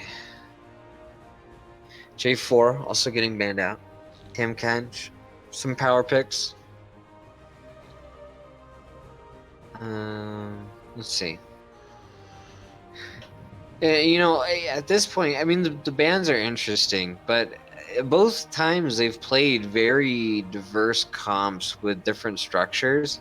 So I'm more interested in seeing what they pick to see what I should be excited about. And a first pick, Ahri. Coming out for Zayari.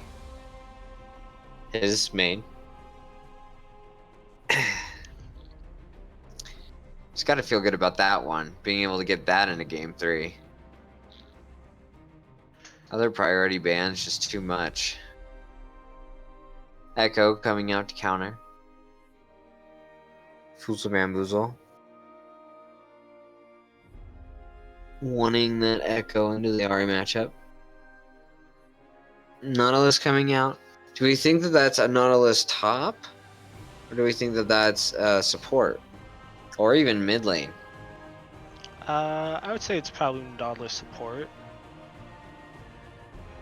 I would put my wager on support as well, but I do think that that a betting man would maybe bet on Tuba here. because thing I'm he trying could to just bet want to be the tank carry, right? Just support his team. But I mean, if you're looking for a tank carry, I think that Orin is definitely a lot more useful than Nautilus if in top lane. oh, I would agree as well. Let's see. Last couple picks coming out before the second round of bans. Second round of bans targeted towards whatever roles aren't picked. See a Here Vel'Koz again for coming out. Ultimate Ace. Ooh. That is going to be a support Vel'Koz. Without a doubt. Oh, that was a Morgana. Oh. Damn. So it's Morgana You Jinx got me bot lane excited, again. Sticks. They Was have really Vel. looking forward. It's not. I didn't do it. I'm just reporting what I'm seeing. So it's a Morgana Jinx bot lane with an Ahri in the mid lane. So much similar to their composition last game. Yeah, I mean, after their victory last game, I'd say, hey, run the same comp again. If it works, why not play it again? Is that actually a Nunu? I hear chat noises. You can't pick Nunu and Willem. The memes. Alright, so Nunu picked for the jungler here. That is going to be going on a Mayor of Huevos, who really wants to focus on neutral objective control. Nunu sort of shifts the climate of a game around himself. And we got the Darius ban here from rejected by Amumu. So do you think they're going to try and play Mordekaiser? Because they're banning the Darius, I can't think of anything else that they would be doing. Oh, banning away Tuba's Gnar. That's a deep dig. But he is known to play Gnar. It's a good champion for him. Yeah, Nar is such a versatile champion. He's a ranged lane bully with excellent team fighting, and if he gets ahead, he's a very difficult champion. That's very effective in the side lane as a split pusher. Yeah, Renekton coming out, another champion that Tuba has had success with carrying. I know that Renekton is one of his champions that he plays when he is climbing at the beginning of the season. Just to gain elo, he plays Renekton to stomp lane. But we see a Cho'Gath coming out to counter it. Cho'Gath's fairly good into the matchup, but it still feels like a good Renekton should Ooh, no. It's a Cho'Gath jungle. And Aatrox. Aatrox top against the Renekton. How do you guys think that matchup's going to go? It could actually, it could still be an Aatrox jungle. It's just not as good as it used to be. As far as I understand, between the Renekton and Aatrox, it's literally gonna be a skill matchup for quite. Aatrox is gonna have so much damage proccing those Qs, it won't matter. The team fight compositions here. Ooh. Yeah, both of them. We need to see where that Aatrox and Cho'Gath is going. I think that's going to be a big determinant on how the tempo of this game is going to go. If they want early aggression from the jungle, the Aatrox has to be in that jungle. Cho'Gath does have okay ganks and everything with his Rupture, but overall, that's literally all he has going for him in the jungle. Yeah, Vision, how do you think that this game's mid-game is going to play out? I think it's going to be full of team fights and extremely bloody and exciting to watch. I completely agree. And again, I feel like the bans here are a bit less important than what was picked. So why don't we do something similar to last game? Vision, why don't you tell us what you think washed up one tricks team fight composition? What is their win condition? How do they need to play these fights? I think the way they're gonna want to play these fights is they're definitely gonna want Nautilus to engage on either Jinx or Ari and lock her down, and really use like Renekton and Echo like follow up and burst to kill her, and then use the superior DPS of Kog'Maw to really just shred through Aatrox and Cho'Gath and win the fight that way. And hey, Aries, what do you think about Rejected by Amumu's composition? Honestly, I think Rejected by Amumu has a more well-rounded team. Washed Up One Tricks is so reliant on getting into that late game, and literally the majority of their team wants to all in, while Cho'Gath can stop that with his Rupture and his Silence. If he just pops up 2 people, that completely stops the only initiate that they have.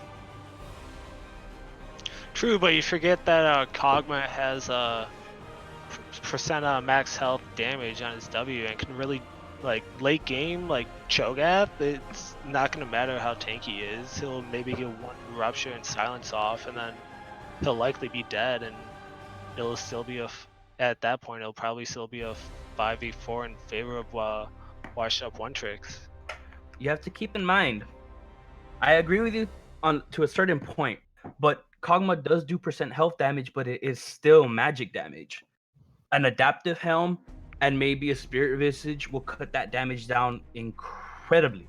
No, he's not gonna live forever, but he'll live longer. And honestly, the majority of their damage right now is AP based. They got Nunu, Nautilus is AP, Echo's AP, and the majority of Kog'Maw's damage is AP. Well, magic based. Okay, we're going to take a quick break from the cast real quick to let our guys get a drink of water before we go into this third and final game of the series. So we will catch you guys back on the Rift in about 3 minutes.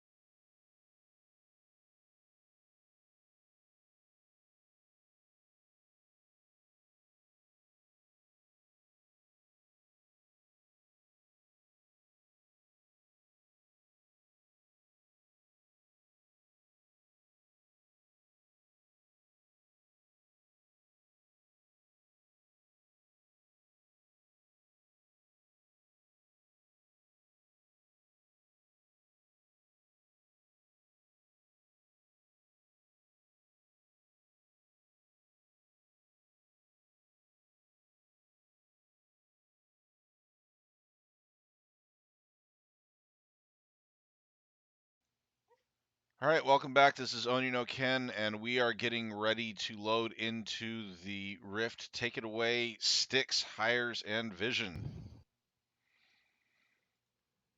All right, so coming into this game, we've talked a little bit about how these team fights are supposed to go. If you had an extra 1,000 gold to put on one champion on each of the teams, where would you guys put it?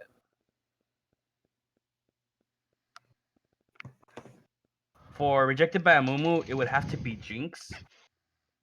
And it's pretty much the same thing for Washed Up One Tricks. It has to be on the Kog'Maw. They need those two hyper carries to scale quickly to do damage into the mid to late game.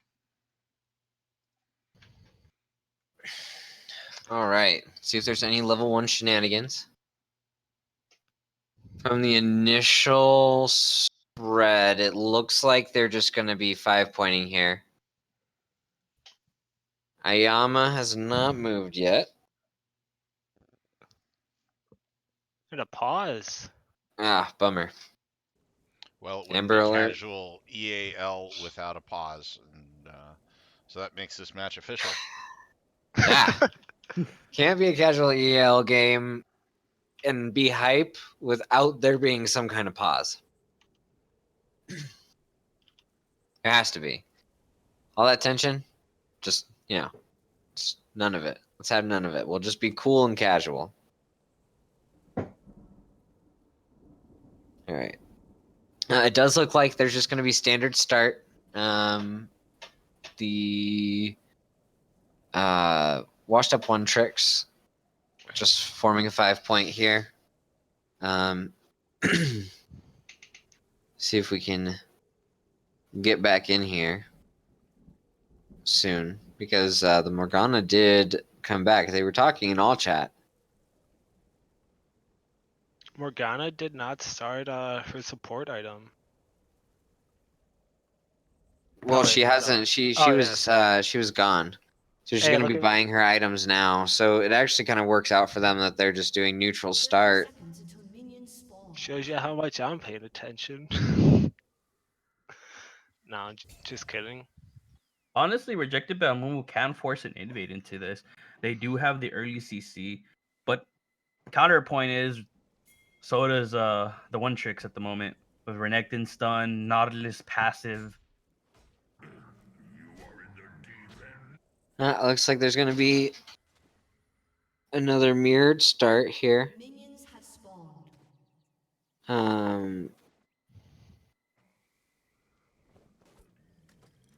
Whew. We're just sort of lining up.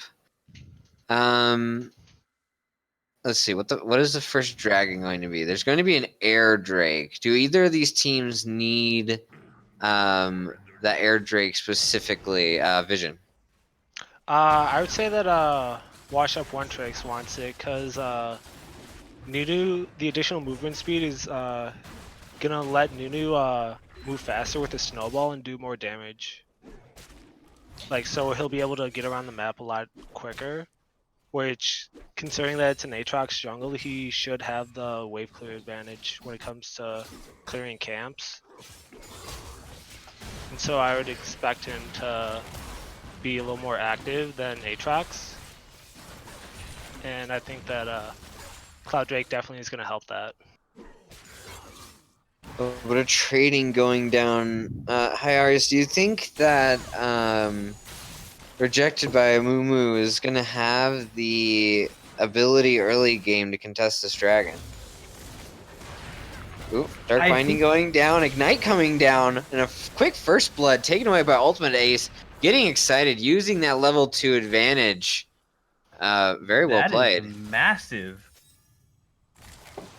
But as you were saying for that dragon, now that they got that first kill, they have literally taken control of that bot lane. There should be zero issue for them to get that dragon. Yeah, that really works in their favor for that dragon there. A little bit of trading going down. Tuba actually starting to go down in HP as the passive on Cho'Gath here, this Carnivore, is just... It gives you so much health and mana back in the lane. Yeah, it's definitely going to be hard for Tua to bully out Ansem if he isn't able to keep him off the Ooh, wave. another snare going out. Gonna get chompered up, rooted some more. And this bot lane from Rejected by Amumu. Another fight going off in top against Tuba. But Ansem's just gonna be able to walk away from that one, using the silence to save himself. Zayari getting a quick trade, but now the junglers are fighting. As Mokoichi almost gets the Amumu pulled back with his tether. Fuzzle Bamboozle is going to take a quick trade onto the Ahri, but the snowball coming through, getting dodged by Mokoichi. And in the end, it's a draw. That was interesting. There were so many skill shots that got missed that fight. And it's the nerves of Game 3. Both teams want to Hey. win, but they just gotta get the jitters out. And they do. They'll settle in at like 15 minutes, and we're going to have some crazy electric team fights. Oh yeah, that's what I'm hoping for.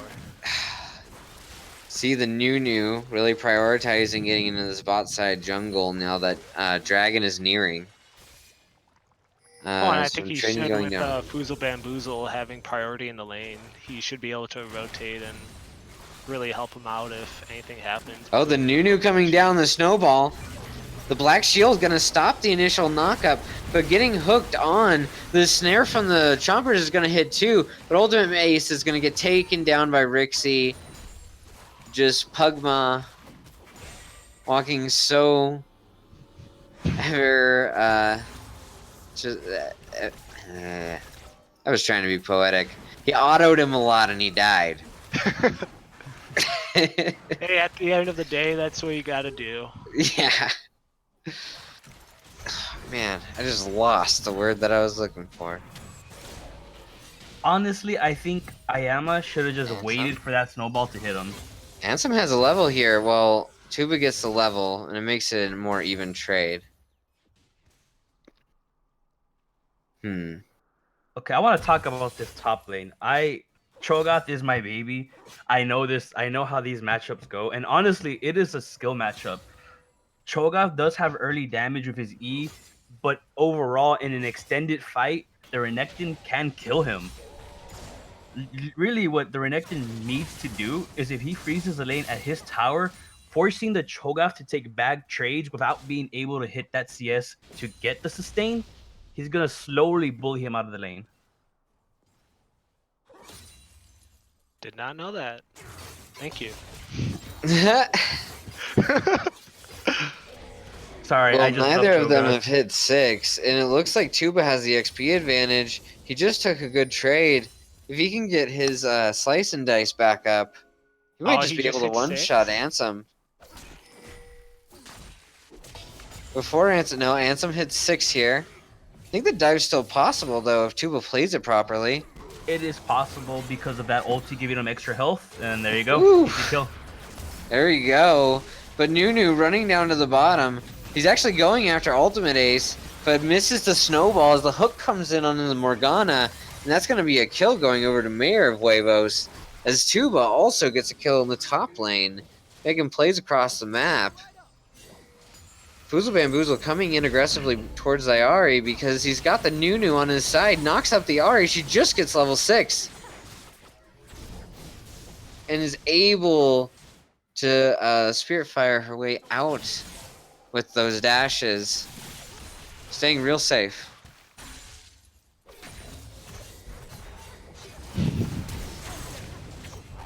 Oh, we got some action in the mid lane.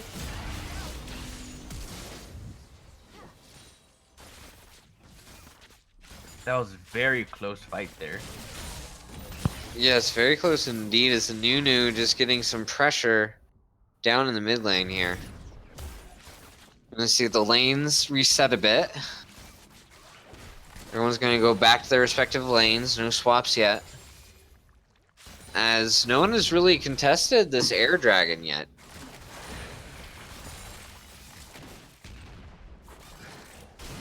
Ooh. The hook, but the immediate black shield stops the hook from going the full distance. He's going to get dark binded up. Ignited.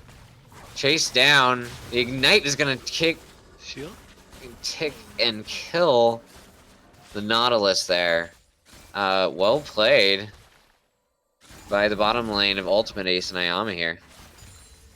Man, it's just going back and forth with down here in the bot lane. You got Nunu ganking for wash up one trick, securing kills in both of his ganks, and then you have Ultimate Ace and Yama answering back with the Dark Bindings onto Nautilus. This has definitely been a dynamic back and forth game. Only a 700 gold lead. Coming into almost 10 minutes here. Mayor of Huevos with the big turn still manages to hit Ansem. Gets knocked up, but he has to flash away lest he gets stunned up by the Nunu there and immediately capitalize on. But Zayari and Mokoichi are coming up to the top lane. Chuba's gonna ulti inside of the bush. He goes on to the Aatrox, who immediately pops his ulti, gets charmed up. But the Renekton Q does so much damage. This Foozle Bamboozle comes down, almost getting a kill onto Zayari. Ansem eating him, but isn't able to finish the kill. Coming back onto the ulti here is Foozle Bamboozle as he deals the final amount of damage that they need to just pick up that kill. And now going to pick up top tower as their prize. Or trying to. I just do not agree with Rejected by Amumu's call there. I honestly think it went bad starting from Ansem. Tried to make a trade with the Nunu for some reason. I mean, Nunu's... Ooh! Super Mega Death Rocket almost coming out and just killing Foozle Bamboozle there. Another Dark Binding coming out. It seems like Nautilus is just having some troubles dodging these Morgana Qs.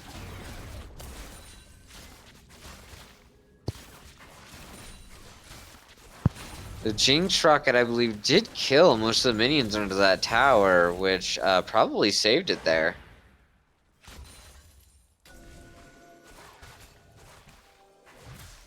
Let's see. Aatrox fighting for some vision down here in the bottom lane. Still prioritizing this dragon. Neither team making a decisive move towards Rift yet. It looks like Aatrox just started up the dragon solo. He's not going to be able to smite it away from the Nunu, and the Ahri roaming over is going to give away a tip to Foozle. They might be able to take this before the Nunu gets there. Yep, the 4 members just out-rotate there and pick up an easy air dragon. That's a huge takeaway for them. So we see some more vision fight going down.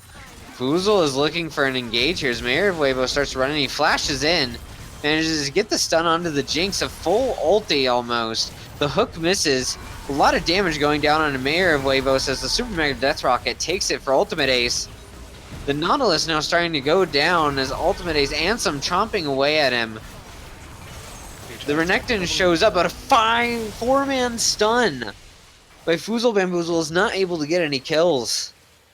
Has a lot of abilities used there, but ultimately the Air Drake goes over to Rejected by Amumu.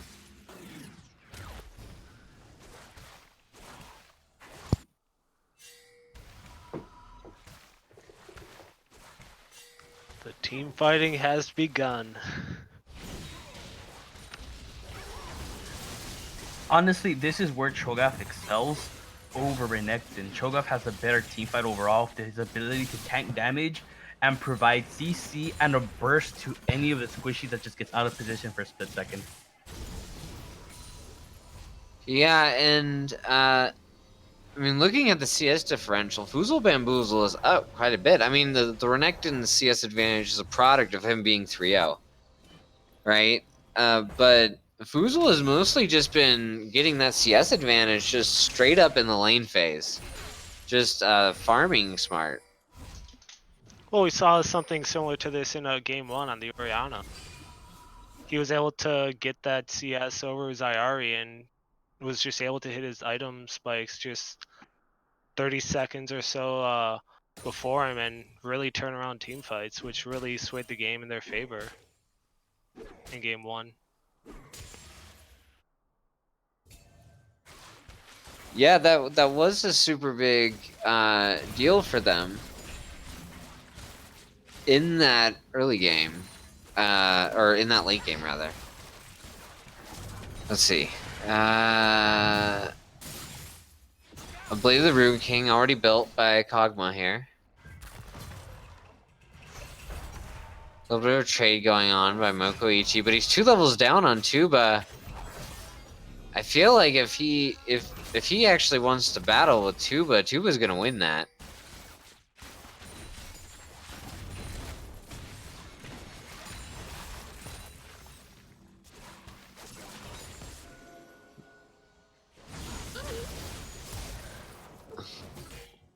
Got some fighting over vision to what looks like One Tricks want to secure the Rift Herald, but no, he's backing off. They do have control of the scuttle there, which is gonna give Washed Up One Tricks a bit more priority on the Rift Herald.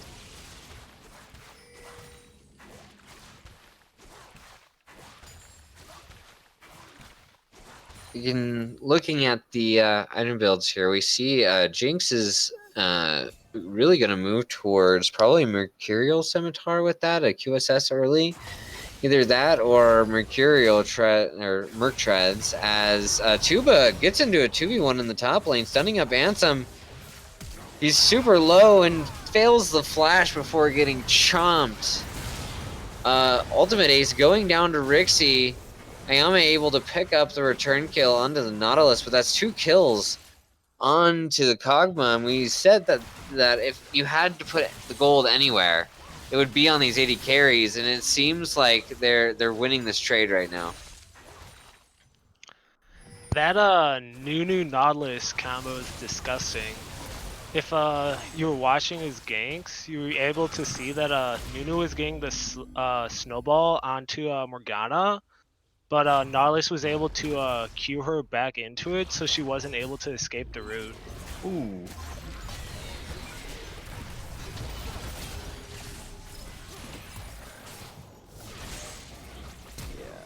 Yeah, Nunu with the consume onto Rift Herald.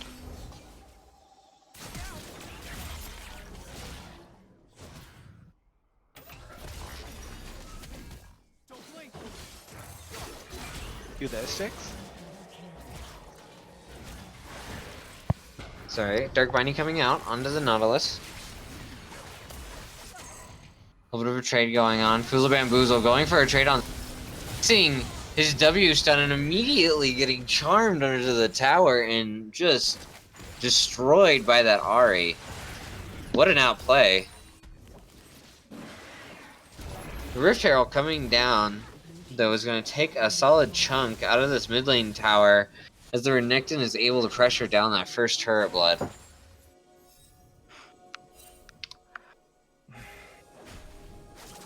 See, I understand the build process of Ansem coming in here. Ooh, Super Mega Death Rocket coming out after the Dark Binding.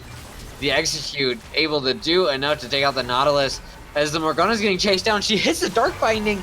As the jungle Aatrox comes out, he's got his ulti procced here after that kill on the Morgana, and just barely does not get the knockup on the last use of his Q there. Flashing towards Mayor of Huevos, but he's able to flash out, not quite dying there, but having to go back. This is going to be a free dragon for Rejected by Amumu. I'm going to assume it was a little miscommunication there. Ultimate Ace flashed in to try to continue the chase onto Huevos, but then you had IONAIN over here who just left it. Ansem. I don't think that Ansem has to be very scared of Tuba anymore solo. Does not seem like that should be an issue. Fuzil going for a trade. The ulti coming out from the Ahri. She used all 3 ticks of her ulti. But she just manages to dodge the Nunu snowball, but getting snared up. The Nunu getting snared up on her tower. They do not choose to continue the dive as Mokoichi is here. Wow, that was very close to Zayari just dying there. Very nice Portabelt.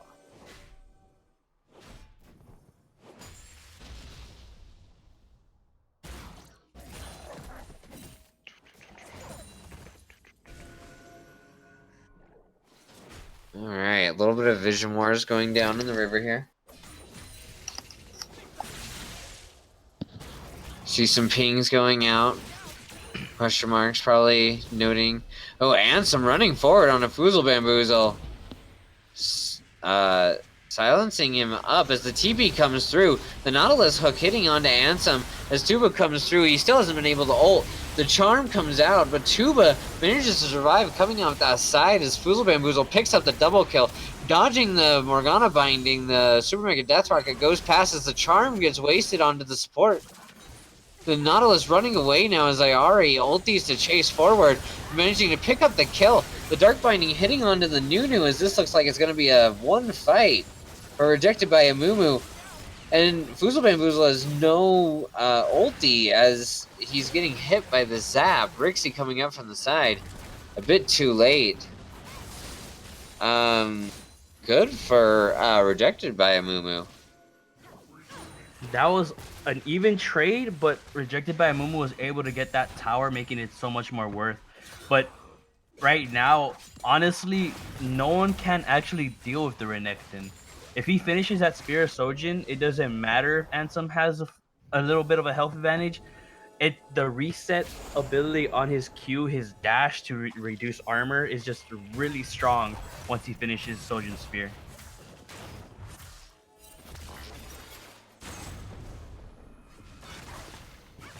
I mean, look, we just hit 20 minutes, right? Last game I said that around 20-25 minutes we're gonna see how the late game looks for these teams, right? As a small engage happens, the Aatrox getting rooted up. He's gonna get chased down, has to flash out of there. It looks like they're gonna get split up. Now a little bit more vision control happening, but at 20 minutes we only have a 100 gold difference here between these two teams, which is 200, which is very different than the games before, where there was a definitive sort of split in the gold at this time, sort of signifying who was going to win the game. This is going to be a nail biter.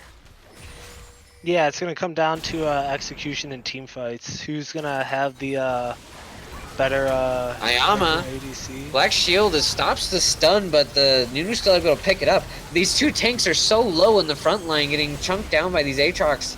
The ultimate ace is able to dodge the Echo stun, which allows them to start chasing him down, forcing out his ulti. He has to flash out of there to not die.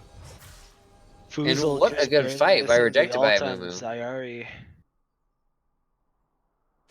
They flashed forward for the Morgana there.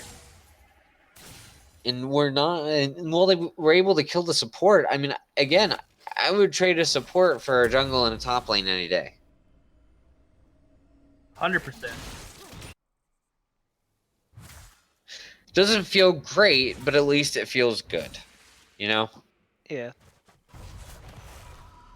Oh, Koichi gonna take it back here. You see a lot of vision going down around the Baron pit. 3 wards in there, 2 of them from washed up one tricks. Wow, what a game 3. Both of these teams definitely, I can say, deserve a spot in the finals, but only one can win. Let's see, the next dragon is going to be another Earth Drake. Both of the dragons have gone over to rejected by Amumu.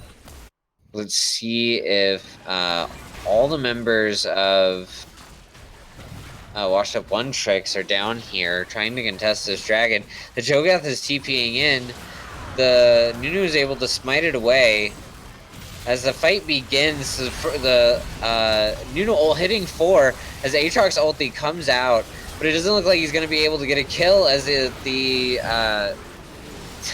Crocodile kills him and flashes out the shutdown onto the Echo by Ultimate Ace on this Jinx as several members walk away at super low health, but in the end it's just a 2-for-2 trade and the Mountain Drake going over to Washed Up One Tricks. Ultimate Ace chasing down the Flash Charm by Zayari, picking up a kill on the tail end there and pushing that fight in the favor of rejected by Amumu.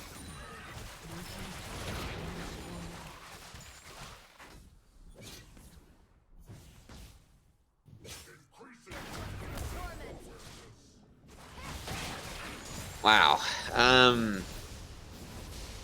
This is still a super close game.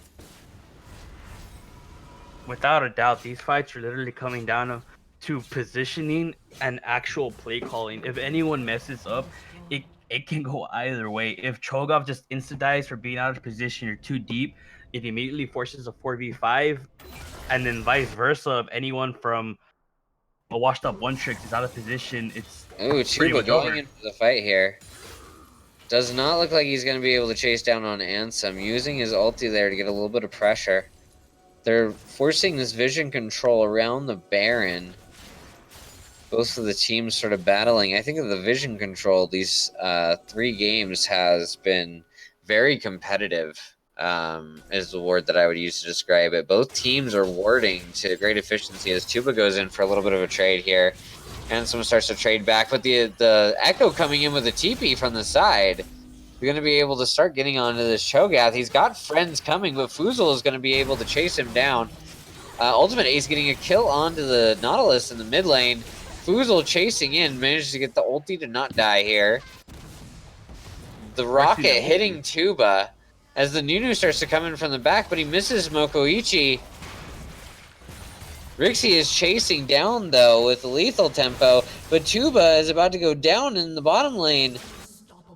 Ultimate Ace picks up another kill for himself, 7-2-9 now. As Ayama just hits the Dark Binding, Ultimate Ace with the snare, and it doesn't even matter that the Nunu has a shield on his ulti. He just goes down, perma-CC'd in that place. As Rixie is going to start to pressure Ayami, he uses the early QSS, or cleanse rather, that he got. Rixie manages to shut down Ultimate Ace and get some gold for himself. He's 5-1-3 himself. But Zayari is putting in a serious performance, 5-0-7. These two working together are able to provide so much pressure on the map.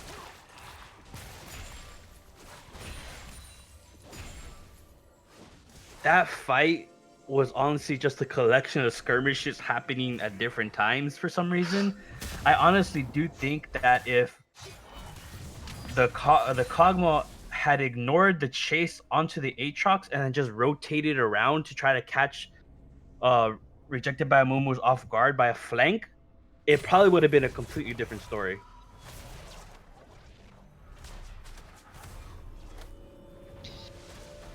Yeah, I really think that the way that the map is playing out now, it's steadily the Cho'Gath invading on to the Nunu here as Zayari just starts to push in. She could try to ulti here. Black Shield going on to the Cho'Gath is going to let them make a clean escape, but Dark Binding hitting is going to be a little bit of poke that they really don't want to take. Foozle Bamboozle coming in, doing his part, and pause.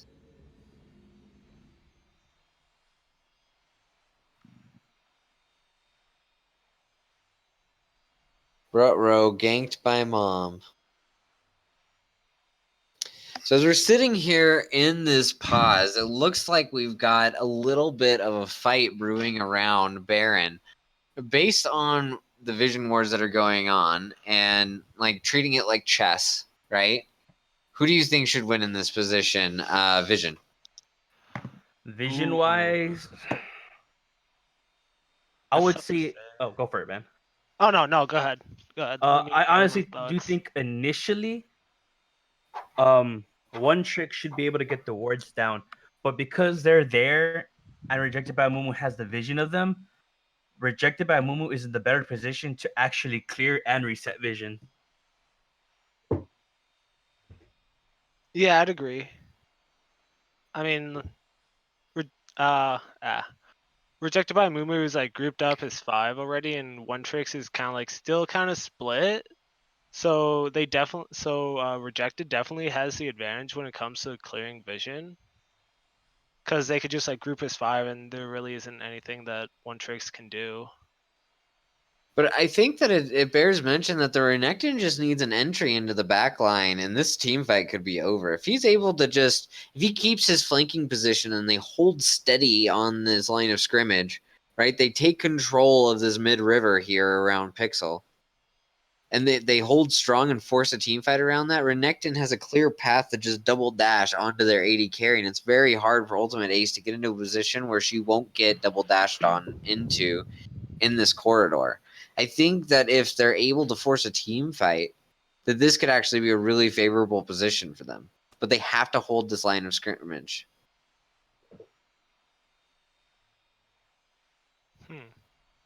I partly disagree with you on that, just because of Rockets and Runons. Yes, both carries have a Runons, but the difference is Jinx does extra AoE damage per rocket that lands, plus they all crit. So if they do end up in a small corridor, if Morgana is able to get the black shield on time, they can honestly just turn on Renekton, instantly kill him, and then turn on to the rest of the team. I think yes, they both have hurricanes, but you forget that Nautilus has the Zeke's convergence. So all he has to do is ult, like anyone on Rejected by Mumu, and Rixie is gonna have an instant increase in his DPS, which I honestly think is gonna be more significant than Jinx's rocket form.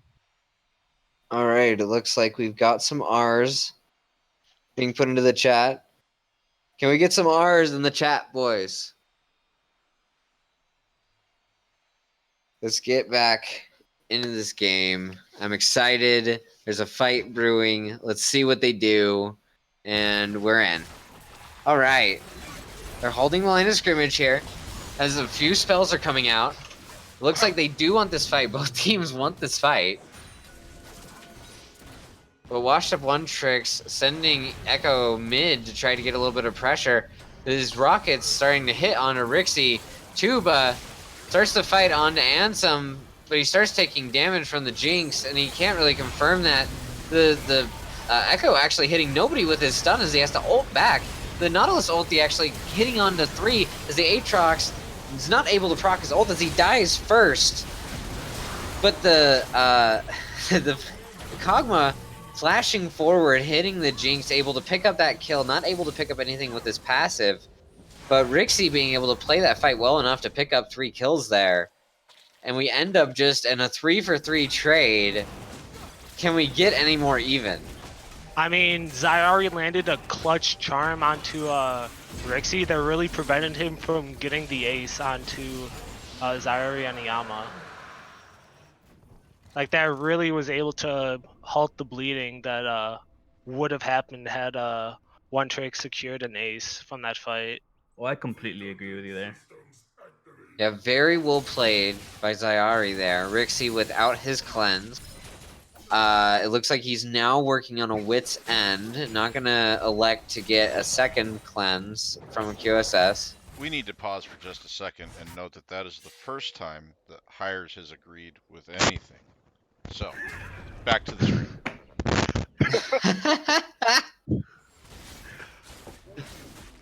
Ultimate Ace picking up this red buff on the bottom side, also picking up these chickens. Mokoichi just saying, yeah, take them.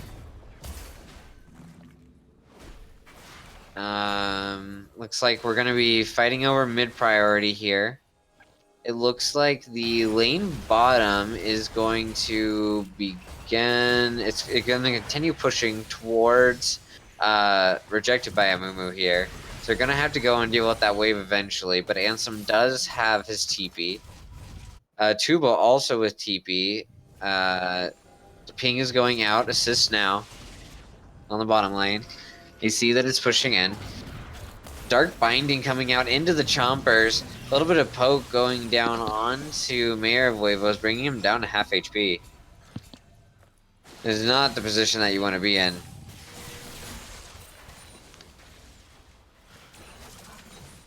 Alright, Ultimate Ace. Taking zaps on a Rixie. Excuse me. Rixie business.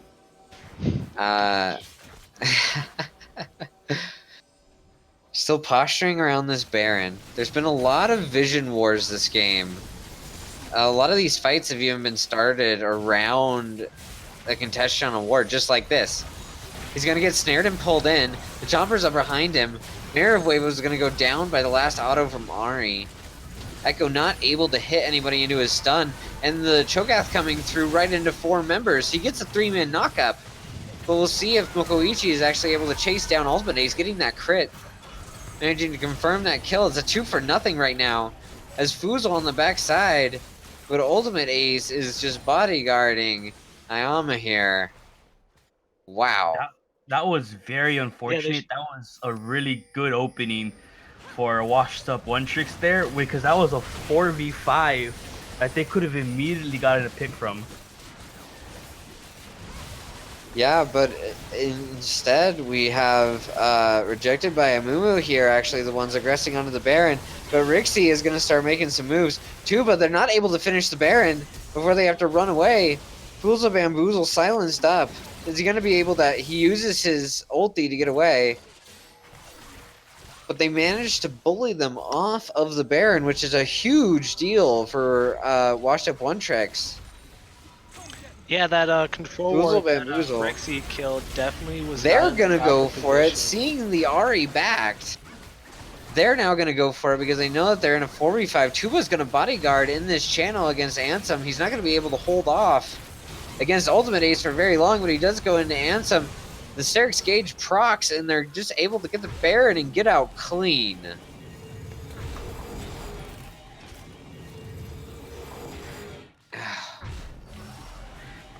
Yeah, Rexy putting in work on this Cho'Gath as the late game Kog'Maw.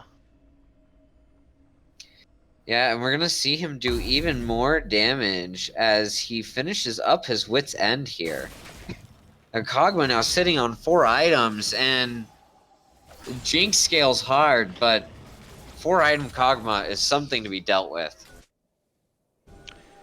I do not agree Ooh, with Charm missing out. Cho'Gath's- Oh, What was that? I do not agree with Cho'Gath's buy there. Getting the stone plate, yes, it gives them more HP, but in the same regard, it technically gives Charm Kog'Maw coming even out, more Fuzel damage. Bamboozle going on the Ari in the back end. The stun coming out on Ansem. As we just hear the Pugma. The ulti onto Zyari as they start chasing down into this jungle. Tuba flashing forward onto Ultimate Ace, one-shotting him. As Fuzel Bamboozle is able to pick up Ayama, and they're going to move towards the mid lane with this Baron buff. This could be it. Yeah, they could potentially end here. That's- You yeah. have 30. You have over 30-second death timer on the Jinx. Like And there's Rixie really no has one else 4 who can items. clear He's the going way. to crush through towers. Ansem Yeah. getting hooked up by the Nautilus here as the Kog'Maw just starts shredding him. Zyari is not able to pick up anything as Fuzel Bamboozle flashing in, getting the stun and the kill. Going on to Zyari now, managing to pick that up as well. As the Aatrox not able to pick up a kill because of Fuzel Bamboozle flashing out of that situation, getting down to the slimmest margin of HP, and that's going to be it. That's going to be washed up one tricks going into the finals. That What a was game. honestly a very good game.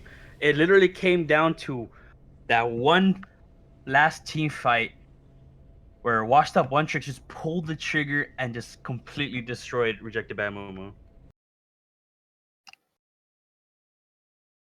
Whew. Man. Wow, what a crazy game, huh? Wow. Let's see. Looking at some damage charts very quickly. We see that the Kog'Maw was far and above everyone else with 10k extra damage on him. Jinx was the second highest. I think that our prediction about this game really being about the bottom lane came true in the most vivid fashion, with both of those AD carries doing their best to carry those team fights. And Ultimate Ace just finally going down in that last fight just sealed the deal for them. Their biggest damage dealer taken out.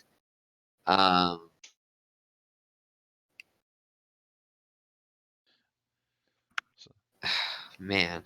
52k damage out of both bot lanes put together. 52k damage on both bot lanes together. That's insane. Very even. What insane work. What a great game. I mean, this might be the support main in me talking, but I really think that uh um ah rejected by Amumu's control ward in the Baron really cost him the game. It wasn't close enough to the Baron that it was denying vision across the entire pit. So one tricks actually had two wards. One was being denied by the control ward, but the other was just outside of range, so they were able to see the exact health of Baron, which if you like watch probably like maybe like 15 seconds after, like a couple of seconds after they started it, Rixie was able to get a couple empowered auto attacks onto Cho'Gath that brought him down to below a quarter HP, which really forced rejected by Amumu off the Baron, which let them get that team fight that let them ended up getting the Baron and securing the game.